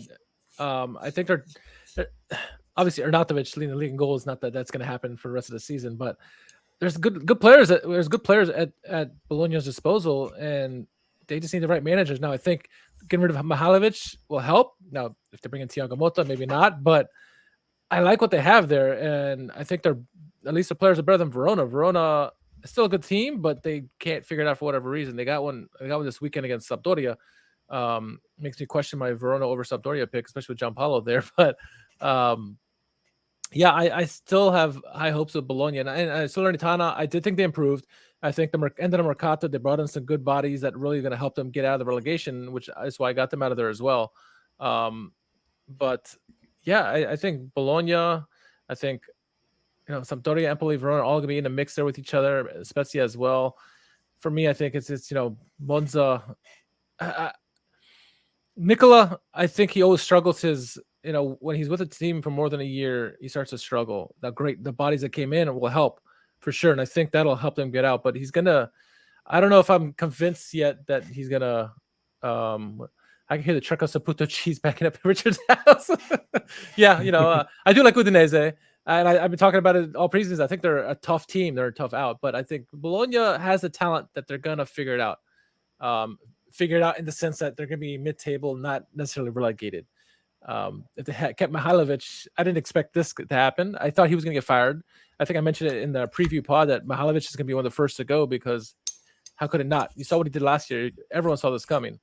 The hard part is Saputo. How is he going to – or was it Saputo with Bologna? Yeah, as we've been saying for months, this isn't your typical sacking. No, and it's hard. It's hard, and I get it. But Bologna, I'm high on their talent overall, so that's why I have them as high as I do. Okay. 13 through 16, I did in order of what I think is where the talent is. Yep, fair enough. Verona, Bologna, Sampdoria, Empoli. I think that with Thomas Henry, Verona have a striker with 15 goal upside, and I think they have the player who can give him the service. Darko Lazovic, Faraoni, Ilic. Tamez is probably more of a box-to-box beast. Veloso, when called upon, can provide some playmaking from the middle of the field. I think that there's just, for the start that they're off to, okay, they got blasted by Napoli and everybody said, okay, relegate them. But they've been competitive over the last 4 games. And that's what you're looking for with a team like this at this point. Bologna, I think they're just a step below them. I think that they're going to survive on Arnautovic scoring a bunch of goals for them. The defending is shocking. They had some losses in the midfield. I think Svanberg's not there anymore. Huge loss for them. They're always going to have a chance to score goals because of Arnautovic, but also because of some other supporting players. But defensively, I think they're just extremely shaky. Sampdoria, they've got forwards that can't move. And I can't really put them any higher than 15th at this point. I mean, if you paired Caputo with somebody that could run and that could stretch things, I'd be a bigger believer. I love, as you know, Abdelhamid Sabiri. I think he's a talent, but I think that a lot of his playing, making, and a lot of the things that he does is just going to go to die because the end piece isn't going to be there anymore. Caputo's older now. Quagliarella's older now. I don't agree, Hamza. I don't think Samp will get relegated. And the reason why I say this is because at some point they're going to come to their senses and sack Giampaolo, and another manager is going to try to reshuffle this a little bit, and they'll play better. Exactly what we said. Everybody last year at the beginning of the season said Verona was going to get relegated because of EDF. And I said they're not going to get relegated because at some point they're going to sack them. And they're going to bring somebody in to fix this because the talent is too good. And Empoli's a team that, what a pity that Tommaso Baldanzi got hurt last week. That is a young guy that I want to see more of because I think that he's a star in the making. But they've got Marin, they've got Bayrami, they held on to him. They didn't lose him to Fiorentina. They've got different guys that can score from the looks of it. Lammers. The other kid that scored in the game, and the name escapes me, and then Destro. So they've got quality up front, but can they hold it together in the back? And that's where I have my concerns. So my 13 to 16 is just based on an order of talent. I've got Sampdoria slightly more talented than Empoli. That I think that talent is going to eventually show itself once Giampaolo is sacked and there's another manager in place. Let me ask you this: of these teams in the bottom half of the table, there's a name out there who is now free of a job, Roberto De Zerbi. Do you think he comes back for any of these teams, or does he hold out for that elusive Juventus job or one of these top Eight Sisters job? What are your thoughts with him? I wouldn't come to one of these teams. Yeah. No, not if I'm him. I'm holding out. Yeah. Oh, I'd love to see him at Juventus. I'd love to see anybody but Allegri at Juventus at this point. So, he'd be great at Juventus, or if Italiano took the Juventus job and De Zerbi took the Fiorentina job. Yeah, I was just thinking the same thing. And the chain reaction is set from there. Or I mean, imagine if Spalletti doesn't live up to the hype this season. Say they bomb for some reason and they barely make top four or don't make top four. Maybe De Zerbi goes to Napoli. Imagine what he could do there. I don't know. The personnel is there for how he wants to play. Yeah, it's not far fetched. But I think Spalletti will be fine. I do too. Like I said, I still think that Napoli is building to be the it team for 23-24. Mm-hmm. But I think they're better than what I originally gave them credit for, which is why I now have them second. Yeah.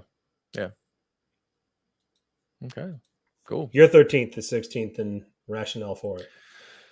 Mostly a talent with team I thought had the most talents out of the grouping. Like I said, I'm really high on Bologna. Apparently, I'm eating the cheese of Saputo. But Sampdoria, a lot of good players in there. You mentioned, I think the old guard can still score, not at the rate that they should be or could be or used to. Zabidi, obviously very high on. Some other pieces are still pretty good. Empoli have decent players. They made some surprise.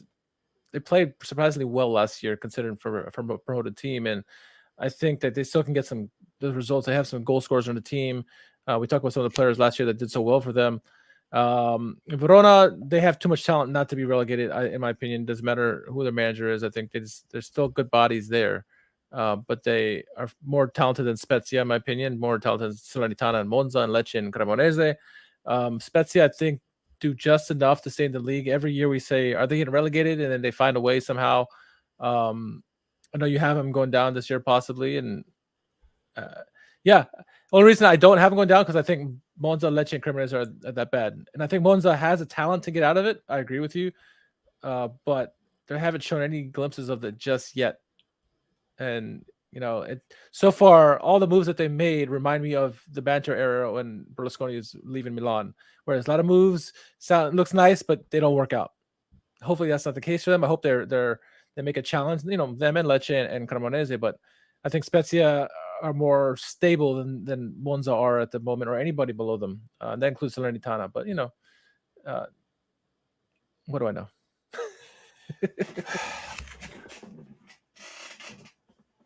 I Okay, so now then let's talk about. I mean, we all agree that we both agree that Lecce and Cremonese are getting relegated. Cremonese just Yeah, they've the scores suggest they're competitive, but what you see on the pitch shows that they're just not. Yeah. Lecce, this is not Liverane's Lecce that tried to play and gave up 3-4 goals a game. This is a Lecce that's trying to play like they're trying to survive. They look bad against Torino.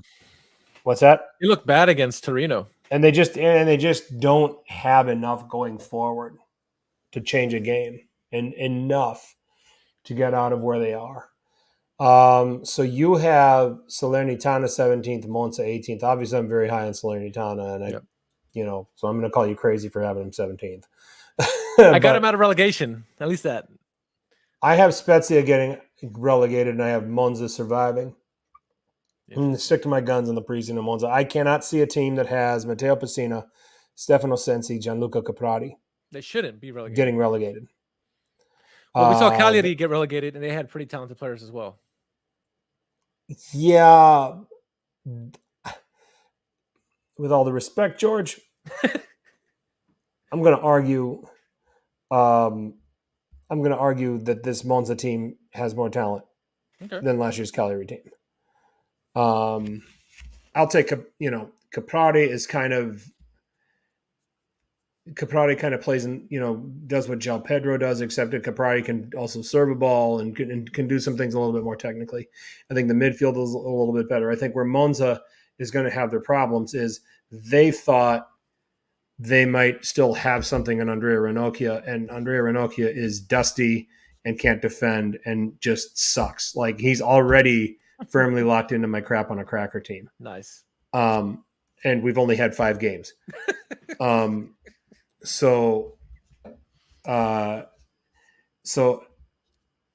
I just think on the quality of the players that Monza have, I like their roster over Spezia's. And that's why I think Spezia goes down. At some point, Spezia is going to, they're playing a Bologna. They play a Bologna team that just stopped believing in their coach and got a point. They were lucky to beat Empoli. They took that loss and they were just out of their depth against Inter. They found a way to draw Sassuolo, which we're learning isn't that impressive. Yeah. And then if I go on and I look at that game, the Spezia Sassuolo game, they were outshot 21-7. So they were lucky to get the hell out of there with a point. Yeah. So I think it's a Spezia team that's just getting lucky right now, and eventually that is going to normalize, and they're going to be one of the 3 worst teams in this league. Fair enough.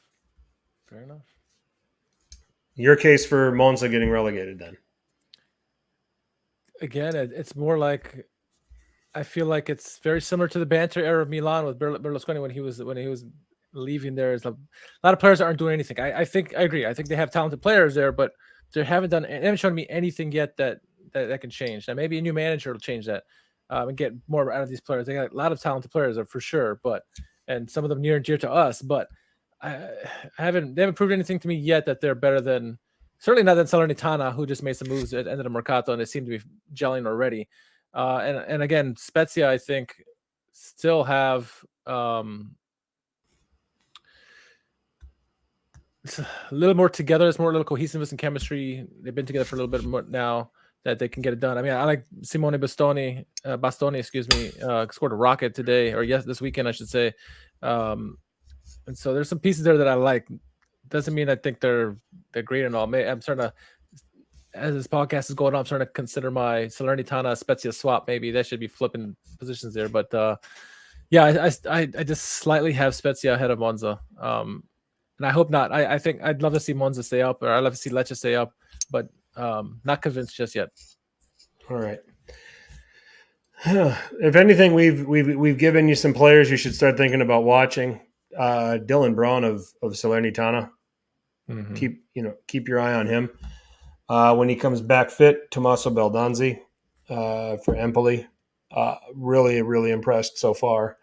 So there's some of these guys that are coming in from these bottom half clubs that are going to make a name for themselves, and they're going to find work with the better clubs at some point. So So we'll have to see if that continues to go. That's just two to give you an example of. So that's where we're at, and that's an explanation of where we differ and why we differ. So we'll see as it unfolds. It's an inexact science, and that's why we like to wait until after the Mercato before we give our predictions for the season. Hamza's with me, man. He thinks Salernitana is like 11th. I have him 12th. So okay. We'll see. We'll see. Yep. And Matsuki's another guy that's going to continue to get better as we go. Yeah. So, but moving on to Europe today, 2 matches. Let's just go through them real quick. Okay, so PSV 2, Juve 1, Salzburg 1, Milan 1. Hamza says Birandelli Monza right wing back. By the way, that Birandelli is the son of is it Alessandro Birandelli or it's Alessandro, I think, that was on Juve in the 90s. Oh, okay. So cool. So just dropping my knowledge of history again on everybody. Salzburg Milan 1-1. I don't think Milan deserved any worse. Certainly didn't deserve any better. Yeah. They succumbed to a great Okafor goal who I think that Kalulu after the game went back on the pitch to look for his ankles. Yes, his dad played on the left. You are right, Hamza. But they did rebound nicely. A nice little counter-attacking goal that was finished by, of all people, Alexis Salamakers for a 1-1 draw. I mean, your thoughts on that game? I thought 1-1 was fair, and when you come off a derby and you have to go away to Europe against anybody and can come away with a point, it's a good result. Yeah, I agree, and I don't think Leao was dynamic as he was in the derby, and he's got to get used to the three-day games. Obviously, someone like Giroud would be well experienced in this, but some of these young guys like Leao and some of these other guys, they need more experience in that regards. I think Milan wasn't quite prepared for Salzburg, even though we talked about how decent Salzburg are. They're a playmaking creator, over there at Salzburg. They find these gems and they develop them and then sell them for big money. And they got a good young manager as well. So, yeah, I think Milan weren't ready for that. Obviously, Salzburg watched the derby because they did exactly what Inter did when they were successful against Milan in the derby and went down the right-hand side and found that, the combination link-up play that led to Okafor's, dance around Kalulu and nutmegging both him and Magnon on the shot. Milan were decent, I think, and I think the result overall is fine. I know a lot of Milanists are probably upset that they should have won the game, but playing Salzburg on the road is a good result. Getting a point is a good result. Sure, would I've loved them to take advantage of Chelsea losing? Hell yes, but it didn't happen, right? You would love to be 3 points up on Chelsea at this point in the Champions League, but I think overall it's a good result, and they have to understand. They learned this last year, but it needs to sink in that Champions League is another beast. You have to raise your level. Every one of these teams are chomping the bit to play one of these top teams, like a Chelsea or Milan. They're going to bring their best game. They want to do well. We saw Celtic push Real Madrid for like 40, 50 minutes before the gates opened up. So they're going to bring their best games, and you have to raise your level, no matter who you're playing, especially when you play the bigger teams. But even these small teams, they will fight you. As Chelsea was Dynamo Zagreb today. So I think the result was okay for them, honestly. But we talked about this group. We still think that Milan and Chelsea will be the teams that qualify, but we also said when we went over this that Salzburg and Zagreb were not going to be pushovers, and they haven't been. Zagreb have some pretty good technical players. Orsic was, I think, one we talked about a couple of weeks ago. Lo and behold, I mean, he scored a cheeky goal on that counterattack. Yeah. I would like to have seen – I want to watch more of this Bacciarina kid. I wish that he got more of a run at them. They gave him the last couple of minutes, and he just ran around and fouled people. Sesko's going to be a good one, too. And Sesko's going to be a good one for South. Did he get in? Because he didn't start. He did at the end of the game. Okay, I was stunned that they didn't play him. I know. He would have been a guy that I think could have really asked some questions of Milan's midfield. But anyway, so it's a point. It's not the end of the world. You go to the PSG Juventus game and you expect Leonardo Bonucci, dusty old Leonardo Bonucci, to try to deal with Kylian Mbappe, and we saw how that worked out. Yeah, good luck. 2-1 to PSG probably could have been worse, but then at the same time, Juve had chances to make it 2-2 at the same time. It was just one of these weird games that how did PSG just not go and bury these guys right from the start? And then for not burying them, they were nearly punished for letting Juve hang around. They get the goal through McKennie. Juve fans are kind of taking the moral victory approach on this, which We did that last year, right? I guess you can do that, but man, if a point was possibly there for the taking, and if PSG was vulnerable, you got to figure out how to take that point, especially with a Benfica that's not going to go away in this group. Yeah. But, I mean, I would say Juve was all right. I mean, I don't think they were – obviously they weren't good. They didn't win. But thoughts on Juve today against PSG? Yeah, I mean, I kind of agree with Hamza. I think it was Hamza who said that, it should have been 4-1, 5-1 for PSG. It was all PSG in the first half. They had no answer for them, really. But they adjusted well. I think also PSG didn't have that killer instinct that I talked about with Milan and the derby, that they really should have put this away, and they gave Juve a chance to sniff around. When they got that goal through McKennie, it kind of gave them another hope there, and they had the game was a lot closer than it should have been in that game. I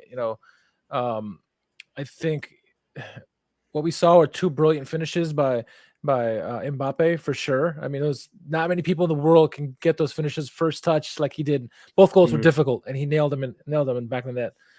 But PSG is a far better team, I think, than Juventus, and Juventus did hang around. Oh, if you look at the results, it wasn't a blowout, right? I know Intrigue are worried they may get blown out by Bayern next week or tomorrow, but they didn't get blown out, so that's the moral victory there. But I think PSG let them off the hook, let them into the game a lot more than a Juventus causing that to happen. I think that's just me.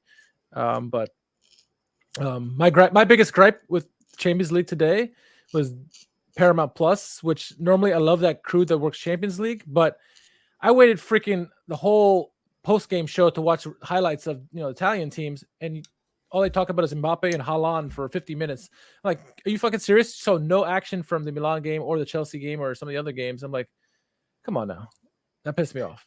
So yeah, but I can also see the point, and I got it. I'd be a hypocrite because I did tweet. I said, football is in good hands when we've got players like Kylian Mbappe and Erling Haaland now. So, and if they're going to both go out and brace, then clearly they're going to get all the attention. So, there's nothing you're going to do about it because that's what the majority of the global football crowd wants to see and talk about. But my problem is that like you can't. I missed the first half of the Milan game or all the games really because I was doing family stuff, and so I never got to see the goals at all. I still don't know how they scored. I saw the Okafor goal because it was highlighted all over. Kalulu getting nutmegged up and down the pitch, but I couldn't get to see any of those goals. All the goals happened first half. Like I didn't get to see it. I just want to see the damn goals, And if you're not going to show the goals in the post game, at least make the option to rewind and live play happen, like ESPN does that. That's probably my bigger gripe is that you can't rewind during live play. If you missed a goal, missed the replay, oh well, wait till halftime or end of the game to watch the results, and even then you won't get it. That's fair. All right, so tomorrow we've got Bayern and Inter at the Allianz, and then you've got Napoli and Liverpool at the Maradona. Two tasty games. Really, really intriguing. Actually, Inter is at San Siro. Excuse me. Okay, I thought that was at the Allianz. Okay, it is at San Siro.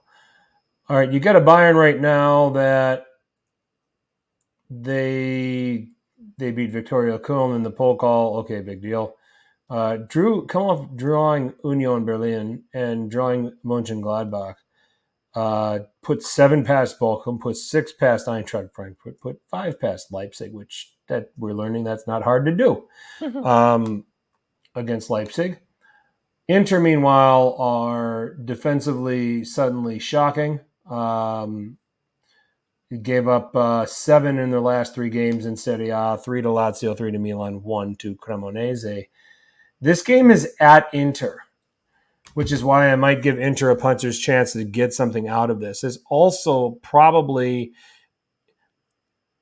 I like Inter because they're going to be able to play their counter game against Bayern. And with Bayern playing a high line, very much like Milan did, they're going to have a chance to exploit that. Why I don't like Inter is because Bayern press better than Milan do, and Inter stink against teams that press them.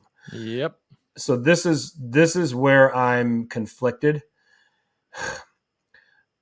I think Bayern are going to squeeze this out 2-1. I'm going to say this is going to be – I think Inter are going to give a damn good account of themselves. But I think this is going to end 2-1. I don't think they're going to get blown away here, but I think that it's going to be an odd goal that's going to give Inter the win and the 3 points. And that's where I'm at on that. Yeah, I mean, a lot of people are saying this is going to be a blowout, 7-0, 8-0 game, and it's possible, right? Bayern are very capable of doing that. Ask Barcelona. And I think what we'll see is similar to what Gladbach and Union Berlin did against Bayern. Bayern are going to be angry because they're angry about those two results, and they feel like they should have blown both those teams out. And, both those teams are pretty good, actually. But I think what we see is Inter in these types of games over the last couple of seasons, even under Inzaghi, whether obviously in Conte, but with Inzaghi, is that they rise to the challenge and they play the teams very, very well. And I'm with you. I think the best case result for Inter is that they get a draw. I see a 1-goal victory for Bayern, and it's nothing to take away from Inter. I think just Bayern is that good, and the pressing is gonna drive them nuts. We talk about how good pressing is and how Milan likes to press as well. Pioli got his pressing style from Bayern. He likes the way Bayern press, and he wants to kind of mimic that same style. We're not at the level player wise or as doing the system as long as Bayern have been doing it, but that's going to drive them crazy. We've seen smaller clubs succeed against Inter in this situation. And they struggle. And we'll see if they can give the back three some help this time. But it's gonna be close. I think Inter Lautaro is gonna, if he plays, he's a big game player. Maybe Lukaku starts. I don't know if he's recovered from his injury, but I think this is gonna be tight, tighter than Bayern fans gonna want, for sure. And so it's gonna be a close one. I think I'm with you. I don't think they're expecting Lukaku to start. It looks like SofaScore at least has got Dzeko up front with Lautaro. Hamza says 5-3 for Bayern. I don't see Inter scoring 3 goals. They could. I don't see Bayern. I don't know if Bayern will put. I mean, Bayern's going to win the game. I'm still going to go 2-1 to Bayern. I think it's going to be an intriguing game. It's going to be exciting. But I think in the end, Bayern are going to just nick this on the road at Inter. So, yeah. Napoli, Liverpool at the Mercato. Do you know that Napoli haven't lost since April 24th of this year? Wow. I just went back and looked that up. Since they changed the name? What's that? Since they changed the name? Napoli? Yeah. They changed their name? They changed to the Maradona Stadium. No, well, I mean, it's been the Maradona Stadium. It was the Maradona Stadium at the beginning of last year. Oh, that's right. Okay. Yeah, they lost it. Milan beat them there in March. But their last loss was at Empoli, April 24th, 2022. Okay. 3-2. Just to kind of give some perspective, where if you're going to beat Liverpool, this is the time to beat them, where they're so inconsistent right now. Okay, they can put 9 past Bournemouth, which doesn't seem very hard to do. They lose at Manchester United. They draw at Fulham. Their away form, when you look at this, stinks. I mean, they're all over Everton and probably should have won. I'm going to give Napoli a win here. Oh, okay. I think that, Liverpool coming off the Merseyside derby, and certainly Napoli coming off a difficult game on Saturday as well. But I think that this is the game. I think there's going to be a ton of goals in it, but I'm going to go 3-2 to Napoli. I think this is going to be the game you're going to want to be glued to. You're going to want to watch. I think it's going to be open.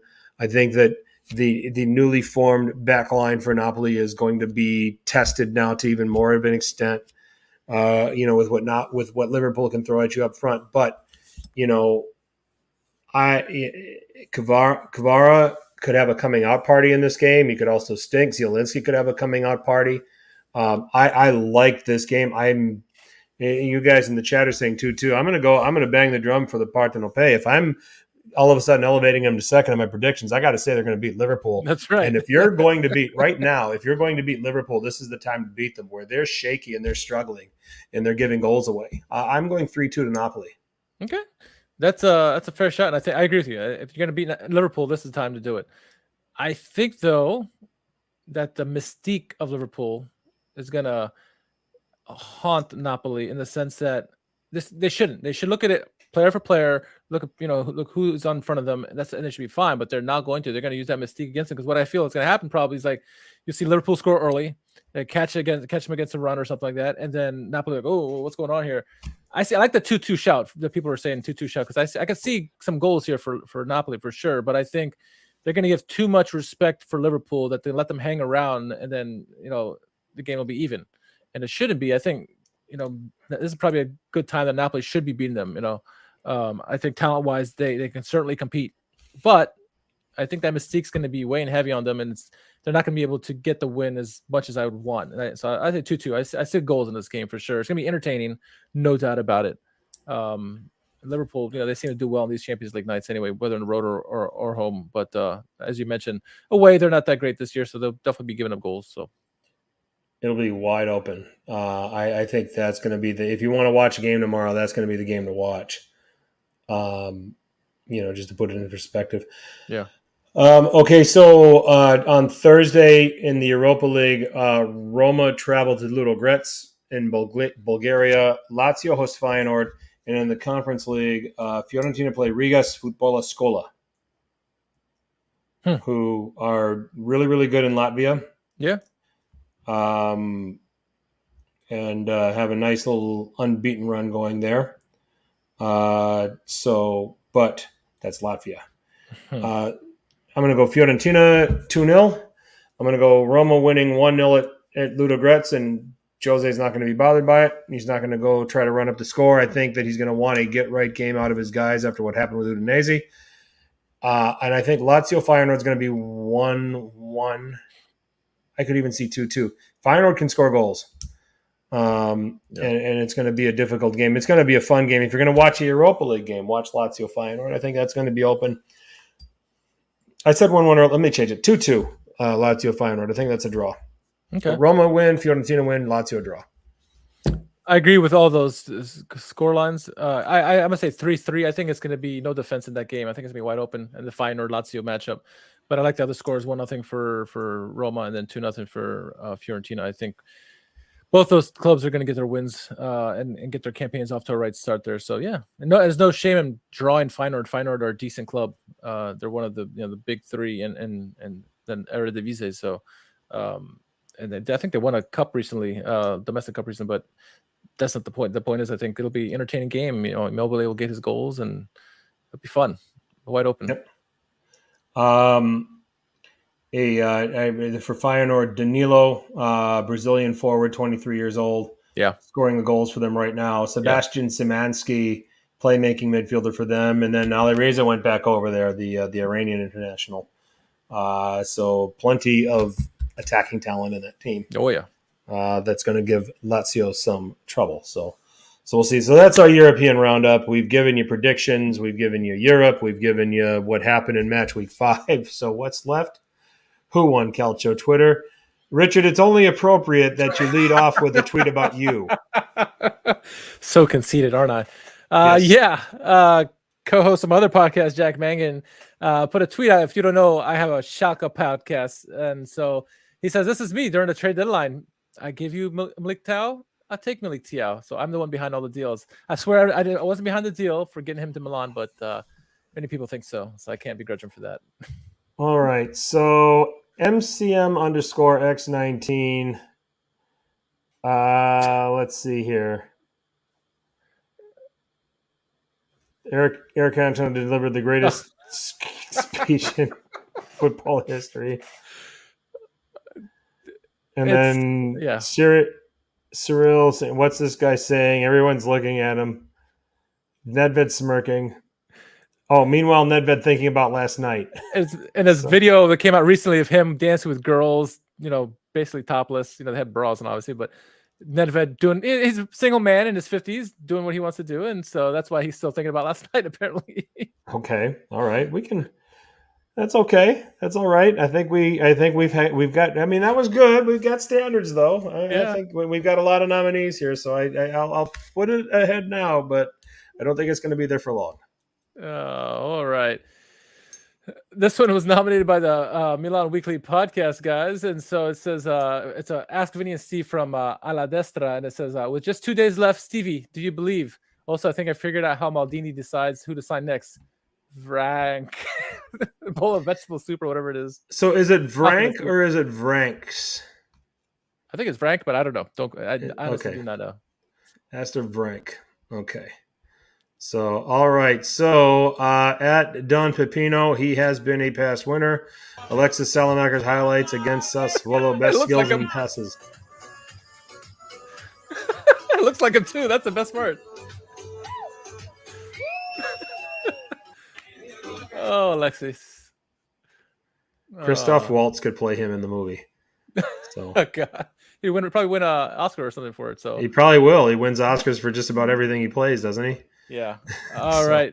This one we nominated. This came from a guy pretending to be Fabrizio Romano. It says Milan Skriniar to PSG. Here we go. Full agreement completed with Inter. In this, after non-contracts are being prepared right now, 74 million fixed fees. But anyway, everyone believed this. Look how many people commented on this. Hey, 124 likes. This is not the real Fabrizio Romano. So many people were faked out by this, and everyone thought Skriniar is gone on deadline day, but no, it was not him. Wow. Okay. Yeah. So whoever this was, the Fabrizio wrote with a 0. Yep. Okay. All right. Still not there yet. Well, let's go to this one at Serie _EN, Lega Serie, our English social media. DV9 free kick versus Roma. You're just a cheap fucking knockoff. DV9 free kick versus Spezia. Oh, no. I'm the upgrade. Obviously, the 2 goals that Vlahovic scored with penalty kicks, almost like a couple days apart, almost identical.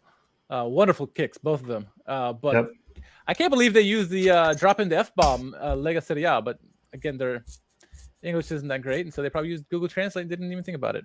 Didn't even think about it. All right. Another nomination from Milan Weekly Podcast. This is Paris Snitch, of course. He goes, there's a crowd waiting outside Inter's headquarters to welcome Acerbi. It's the Milan fans celebrating. 100%. There's the leader. There it is. So, all right. Let's see. Moving on. We've got at ASR Curva Sud 1927. Monza officially take their team picture after the closure of their transfer market. Everyone and their mother.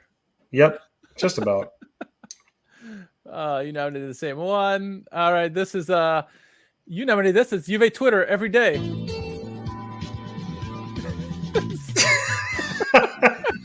You've got people fighting. You got breakdancing. Someone trying to break the fight up, and then he gives up. He decides, I'm going to go laugh at the guy breakdancing. Now I'm going to try to break up the fight. Oh, that's good. I think that's our leader in the clubhouse right now. Yes. At Minota 23. Oh. Okay. Moving on. Saturnian, not to be outdone by Perisnich. Took about 4 years, but finally a good assist from Hakan from Milan. Yeah. A hockey assist. Yes. Oh, nice. All right. Moving on. It's troll football. Rafa Leao against Inter defense. And they're just doing all kinds of moves, going around them. Do anything he wants. Let's keep going over. All right. Not bad. Just getting over the fence any way he wants. Yep. All right. Not bad from troll football. Okay. Moving on. Our friend Vialismo. Il gol di Giroud. Just Handanovic falling over. He's so good at this. It's so good. I still got the Juve Twitter one at the top. This one's good though. That's good. All right. This comes from Grego. He's a past winner. The cops escorting Barella out of the San Siro. Okay, let me start this over. Garbage. Police take it away, garbage. Oh, I like it. Oh, you love to see it. All right. Moving on. At ALVDON _ZZ replying to Saturnian. It looks like we've got the tifo where it's adjusted. And whose face is that? Çalhanoğlu. Çalhanoğlu's face. Okay, crying. That was after Saturnian said Çalhanoğlu played his 10th Milan derby in Serie A. He's only won once. Can't thank Inter enough for taking that worthless bum off our hands. Let's see. This one is they nominated Teo Hernandez for smacking Çalhanoğlu in the back of the head. Let's see it right here coming up. And they're talking trash to each other, but good old Teo, the instigator. Gotta love it. All right, moving on. Art Morelli, Tottenham Hotspur paid $60 million for this baller. First touch launches the ball down the field.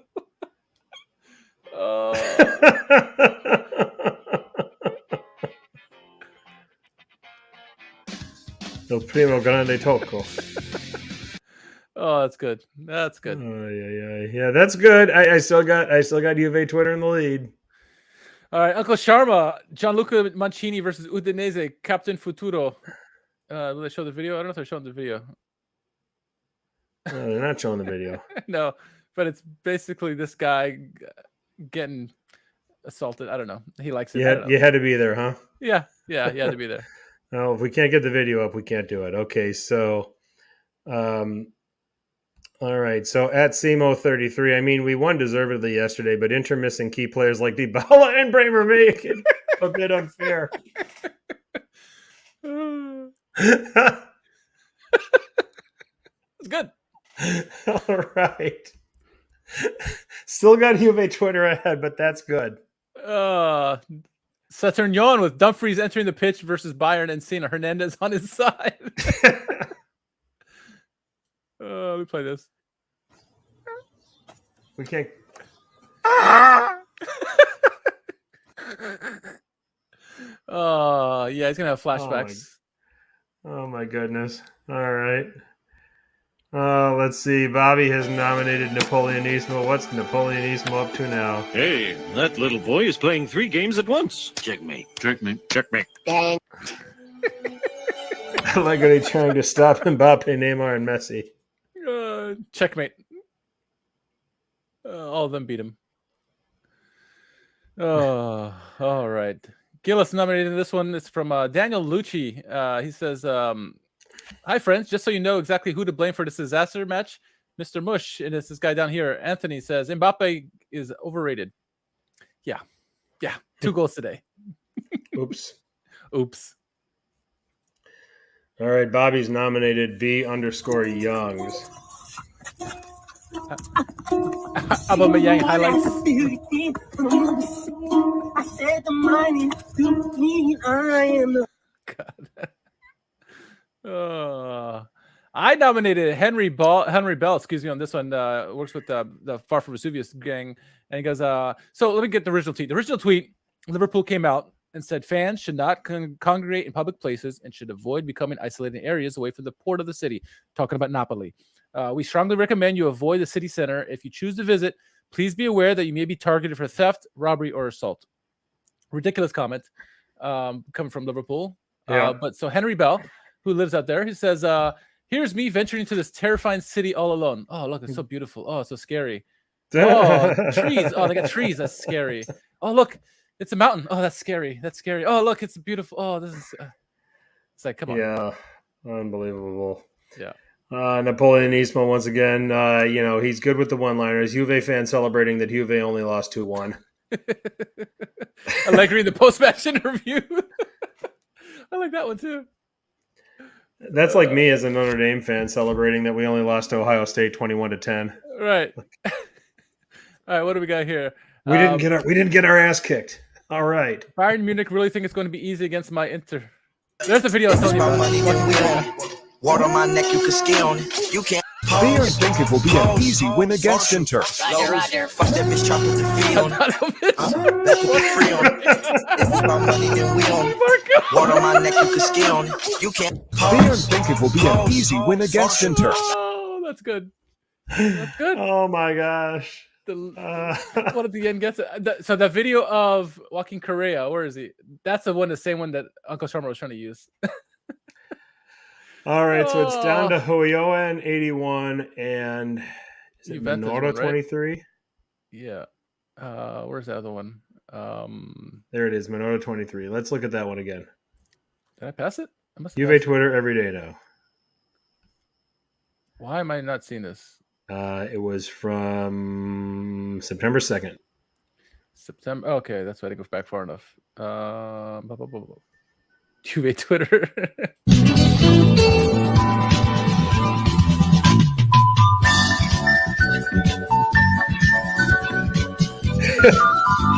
The accompanying music helps. Yes. What the world needs now is love, sweet love. That's good. And then the last entry. I don't think it will be an easy win against Inter. Roger. Fuck that bitch, chop with the fee on it. That put the free on it. If it's about money, then we on it. Water on my neck, you can ski on it. You can't. I don't think it will be an easy win against Inter. That's the winner for me. I think we've got a winner. I think it's it's DeMarco, a little guy just edit Jekko and corpse. Oh, that's good. And just for the hype before the game. So yeah, I saw this earlier today and I thought it was funny. But yeah, now that I've looked at it again, this is great. Oh my gosh, the DeMarco one's even the best part. The little guy. So oh my gosh, that's hilarious. Oh man. All right, so I'll go ahead and make this the winner for Who Won Calcio Twitter this week. While I do that, why don't you go ahead and say something to the people? Yeah, shout out to those. I know Ali Oxenfree, Akbar, and several others. Apex Crafter. They were all. I tried to do a podcast on Sunday, trying to recap the Mercato about who won, who lost in the top 8, the 8 sisters, if you will. Overall, I don't remember what I said anymore. It was so long ago, but my audio was going in and out. So hopefully tonight my audio is better. But maybe we'll do a recap next week or something like that on the Mercato and how it ended with all the top 8 teams. But yeah. Thank you for those who tried to listen anyway. I tried to listen. I'm like, oh my god, what the hell happened to my audio? But it happens. Yeah. Great stuff. Okay, so we've done that. I do want to give Minoro 23 the honorable mention award. Where is it? Minoro 23. Yeah, that was funny. But that compilation video for Bayern thinking about Inter, Handanovic, the old man. That might have been Handanovic. Thank you, Anthony. Good to know. Oh, yep. All right. Well, we have spent a lot of time here, so we're going to put a bow on this edition of Serie Sit Down. Oh man, World Football Index's podcast for your Calcio to go, but check out worldfootballindex.com for content on just about any league in the world. Serie Sit Down we have our own channel on Apple Podcasts and SoundCloud. We're on Stitcher, Spotify, iHeartRadio, wherever there's podcasts. There is Serie Sit Down. Check us out at Serie Sit Down on Twitter and Instagram. If you're watching this for the first time on YouTube, please subscribe. Click that notification button so that you are in the know for when we are back live on the air, whenever we release videos, because we do that too. So, and then again, the handles there at Serie Sit Down, Twitter, Instagram. Go there with your comments, questions, ideas, things to talk about for future podcasts. We'd love to hear from you. So, I think that's it, Richard. Yeah. All right. Good. Well, enjoy the remaining games in Europe. We've got games this weekend again. We'll be back with you on Sunday night. Back in our normal time. Yeah. So, I'm with you. I'm good. All righty. Well, we will see you then. Until then, for Richard and Frank, as always, tell your paisans about us. Ciao.